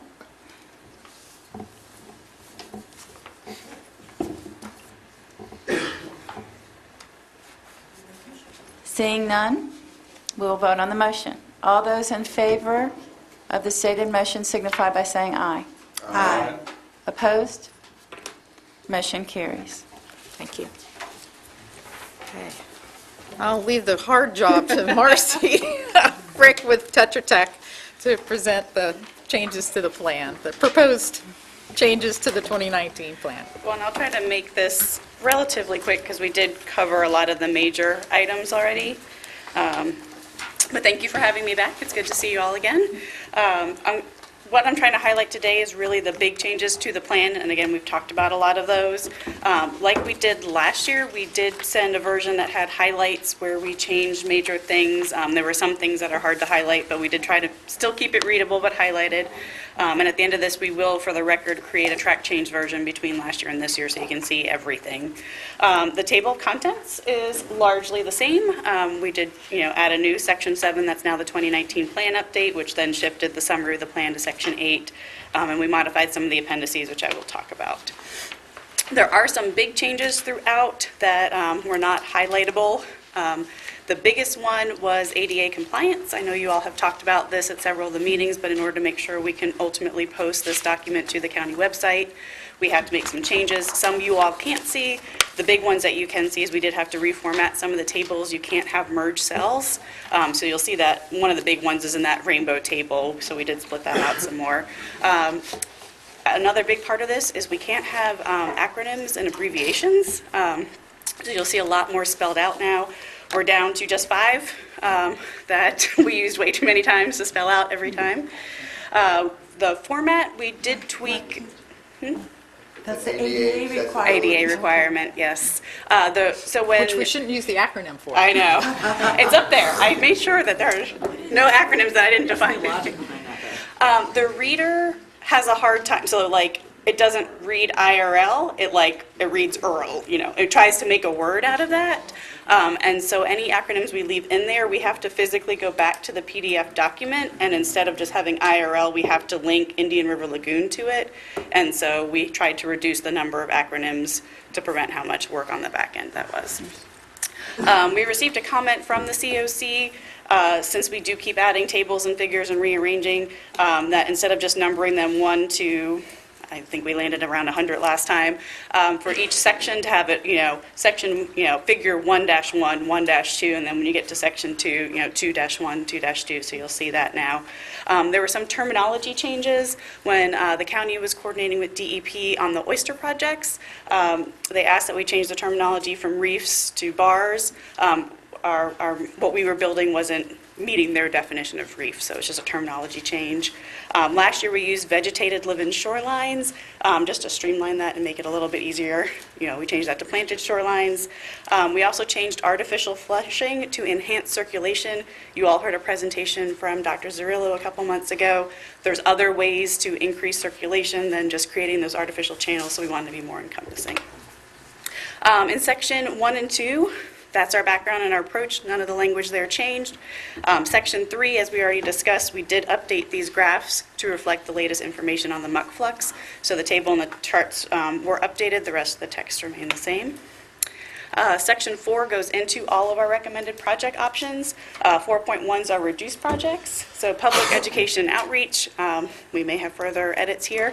But one of the comments we received from the COC was that this section had a lot of text because we did have a lot of campaigns and it was kind of hard to read through. So we streamlined the text to really focus on what was needed to determine the reductions for each project type, and then we put the rest in a new Appendix C. You have a handout because it's not in the latest and greatest version, but we did update the septic maintenance credit based on the new modeling that was conducted that Anthony talked about, and then we added that sewer laterals as part of that campaign for no additional cost. For the wastewater treatment facility upgrades, we updated some of the information based on the latest data on the reuse flows and nutrient concentrations. We also added the Cape Canaveral Air Force Station facility to the recommended list of upgrades. The county is still in the process of coordinating this, so you'll see that in the rainbow table that is out several years to allow that time to coordinate. Anthony already covered that we added some new types with the spray fields and the ribs, as well as the package plants. Continuing on there, the sewer laterals rehabilitation was a section that was added last year, so we just updated the text to talk about the results of that first pilot project with some additional details in section 4.4, which is respond. Anthony also talked about how the septic system removal and upgrades were updated, so that information's there. For stormwater treatment, we did increase the number of recommended basins for projects. We were trying to balance some of the cost share and make sure we had all the big basins treated. So you'll see there's a lot more recommended there. Just say that increase from about 10 million to 40 million, it was pretty substantial. Oh, and I did, in the septic system, trying to cover all the modifications so that you can have your running list. So in the septic removal, we did receive feedback from a couple people. I left an asterisk off one of the recommended projects on Sharp Zone A in North. So that has been added. All right, so we did all those. In section 4.2 with remove, Walker already talked about how we changed all that muck information, so that is in there. In 4.2.2, surface water remediation, this was originally in the reduced section, and we realized it really fit better in the remove because it's in Lagoon, in water body treatment. So we did shift that to a different part of the plan. The county talked to phosphorus-free water solutions and got some details on their technology. At the moment, these technologies are still not recommended for funding because they're still uncertain, but the county is looking at maybe using some of that respond dollars for some pilot testing to see what might work in these areas. 4.2.3, again, we had changed that terminology to enhance circulation just to be more encompassing, and we added the details about that study that Dr. Zerillo talked to you about a few months ago. In the restore projects, for oysters, we did change that terminology, and then we changed all the details to be square feet from linear feet, which is how we were tracking it before. Planted shorelines, again, we streamlined that from vegetated living shorelines.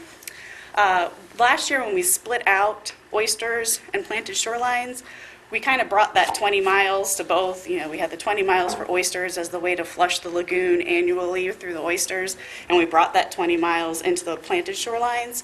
The county had been doing some studies looking at the existing shorelines, realized there wasn't going to be a good location for 20 miles of plants, and a lot of those locations are on private lands. So we pulled out the recommendation to have the 20 miles of plants. It's still there for oysters, and then what we're doing is we're relying on the partners to come and give those projects to you all for recommendation for the plan. And then seagrass planting, this was added last year, and we just added some more notes on why it's not recommended at this time. Section 4.1, this is in the respond. It's one of the handouts too. The text didn't actually specify that the county could also submit projects to be substitute projects, so we just added them to the list just to help clarify. There's a new section 4.4.2 that is a lot of what you all were just talking about in education, what we're learning so far. So there's a map showing what projects have been completed to date, information from some of the campaigns, like the survey that was done as part of the grass clipping campaign in the last year, some of the data that's coming in from completed projects. So this is all the information we're gathering, and then how that information is then being used to refine the plan each year. So that shifted research needs down to 4.4.3. The IRL NEP recently updated their comprehensive conservation and management plan. So we had the list of research needs from their 2008 plan, and we updated that to match their 2018. And then sections 5 and 6. 5 we didn't change. This was the 2017 plan update. And then the section 6 for the 2018 update, all we did is under the list of the big list of new tables that we added last year, there were a couple that were withdrawn, so we just flagged those, and then those details are in the 2019 plan update section. So that is now section 7, our new 2019 plan update. The introductory section outlines the cost share that was given to the partners that was in the form. And then as we were pulling together all this information for the plan updates, we realized some of those costs can change. So there's another table now, and the county used some of those costs per pound for some of their projects that are in the big rainbow table in the out years. We have the list of new projects in the 2019 plan update. These are the projects that you all approved. We also have project changes, so this is where those projects that were withdrawn are listed, the list of all the new stormwater basins that were recommended to be added, and then there was the opportunity for partners who had submitted projects that had already been approved by the COC and were in the plan to get some updated cost share funding, since some of the projects, excuse me, the cost share changed quite a bit based on that information we learned, and both Anthony and Walker talked about that earlier. As Virginia mentioned, we did move into section 7.3 all the unfunded projects. So in section 4, we have those tables listing the projects we looked at. The ones highlighted in green say these are the ones we're recommending. That rest of that table we brought to this section so that you all have a good list of projects to go to if money becomes available. And each table by project type is sorted by cost effectiveness, so you can see which ones are the most cost effective in that category. In section 7.4, we added some details on project funding. This kind of gets at what John Durkee was mentioning earlier, some ways to give the COC and the county flexibility to make some changes to approve projects. If there's ways that they can get more reductions, to give them a little bit more funding. If they realize they can't do maybe as much as they thought they could, to pull that funding to go someplace else, and try to bring some of that forward faster. So that process is detailed in 7.4. Comparison of plan costs. You do have a handout on this as well. We changed the colors based on some feedback from the folks who reviewed the plan before the meeting to try to make the colors of similar project types the same and bring that together a little bit. So that's a slight modification. As Anthony already mentioned, in the original plan, the human waste treatment projects, wastewater and septic to sewer or septic upgrades were about $73 million. In this plan, they're $114 million. So that's, about a 56% increase in funding. So we heard what people were saying, and we tried to shift money towards that. I did want to note that in Table 715 with the unfunded projects, we realized there was a typo in a couple of the Muck projects. They were correct in Section 4 and not there, so we fixed a few of those. I don't think we have a handout on that one. What was that? Table 715, the unfunded Muck. Oh, right. So Section 8 is now the summary of the plan through the 2019 update. We added that graphic of the plan outputs and outcomes that you all had seen a few months ago and approved to give a good snapshot of what we expect by implementing each of these project types.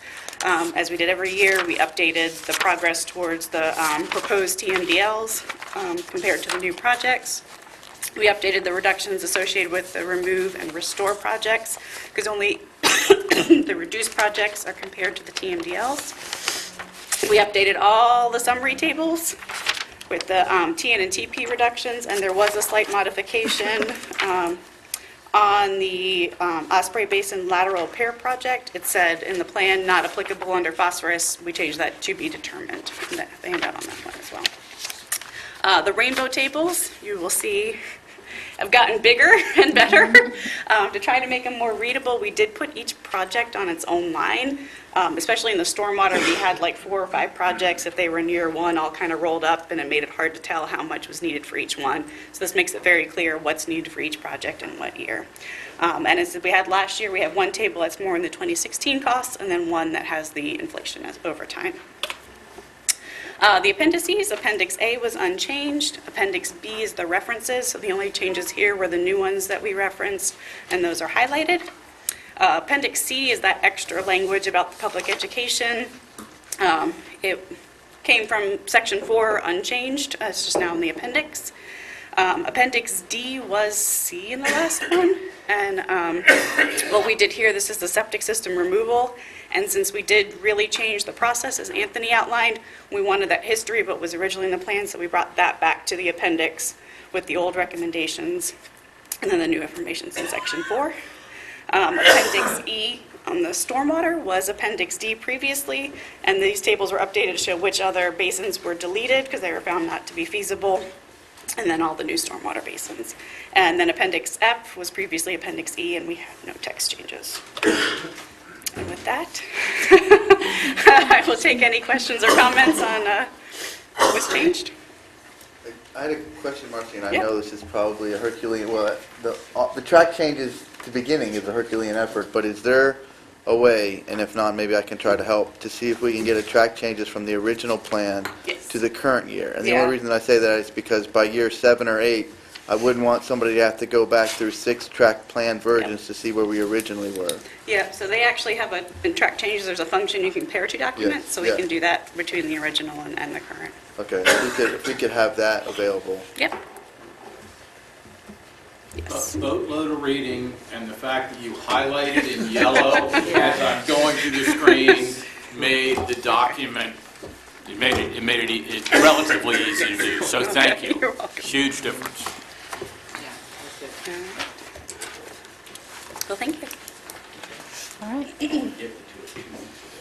Thank you so much. Yeah, so I tried to provide a sample motion because we're missing our motion expert today. We'll do the motion first and then. Yes, okay. So you have a stack of handouts that Marcy was waving that are a number of changes, corrections that we have made since the draft plan went out to you a week ago. And so if you're okay with those changes, we'll need any kind of motion to acknowledge all of those as well.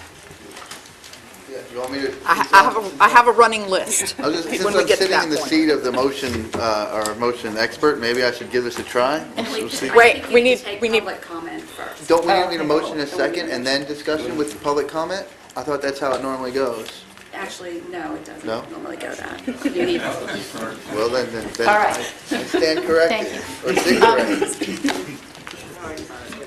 I have a speaker card, but I'm not sure if that was, I think it's for general public comment. Is there comment on the motion to accept the 2019 proposed plan?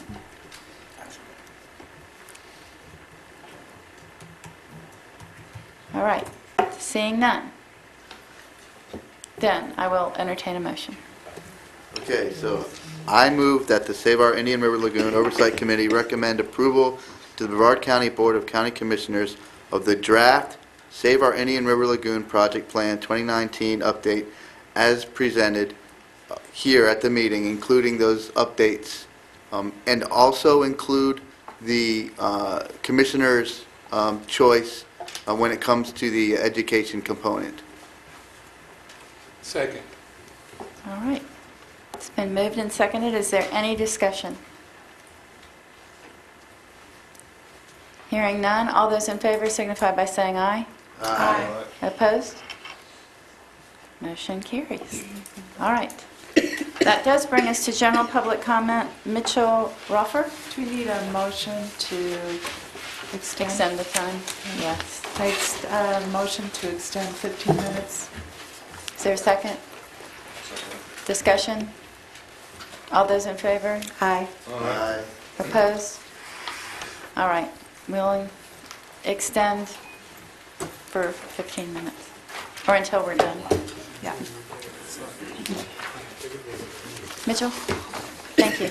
Hi, I'm Mitchell Roffer from Melbourne Beach, Florida.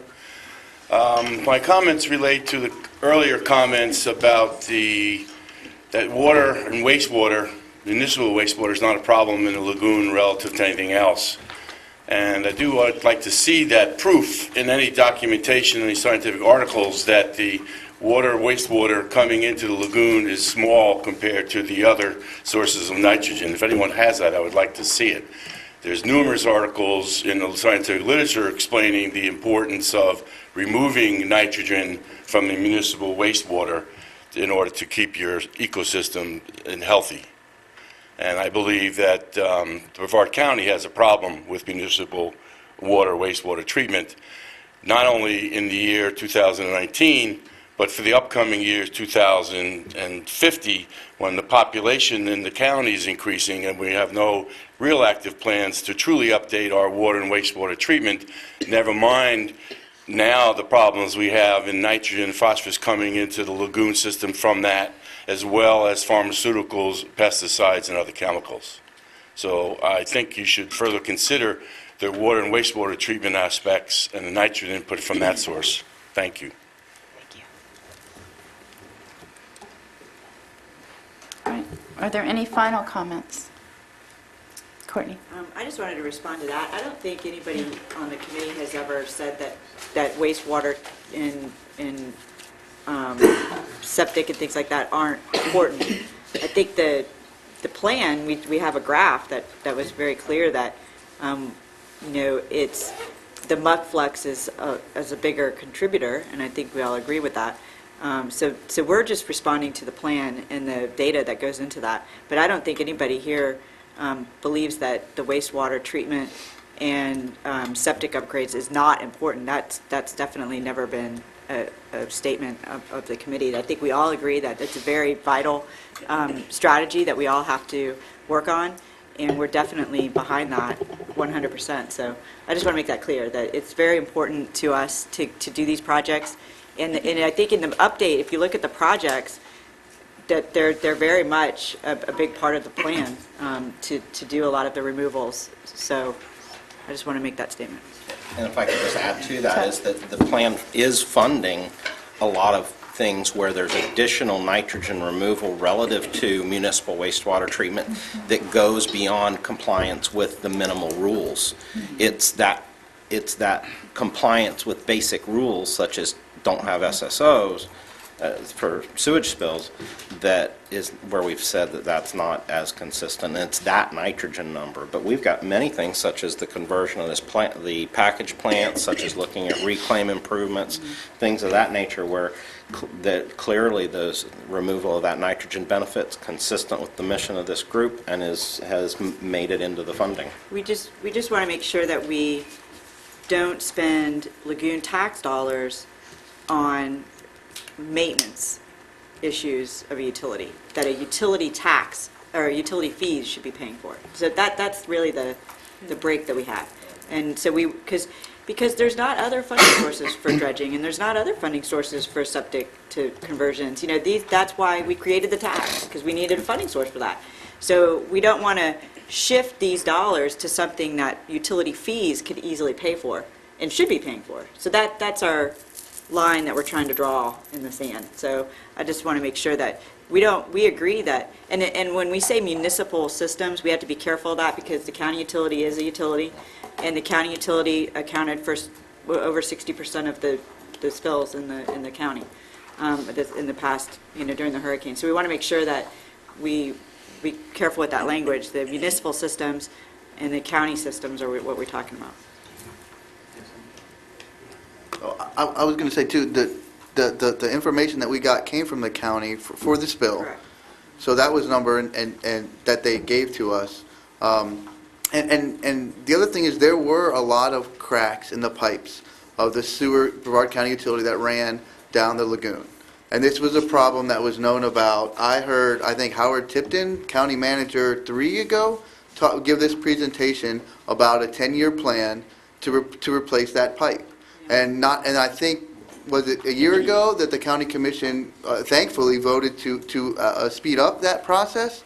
I think they took out some bonds to pay for it. So I think that those spillings that we were used to hearing often, a pipe here, especially in Satellite Beach and on the northern part coming down Pineda, I think that hopefully will be something that the county utility has under control. And I do think, being someone who's grown up here and seeing the changes, I do think that there are decisions that are going to need to be made about where we're going to be in 10 years, 20 years, and 50 years with our utilities. I think they're valid questions, and I think they're hard questions. But I think I think somebody's got to have answers or a plan for that.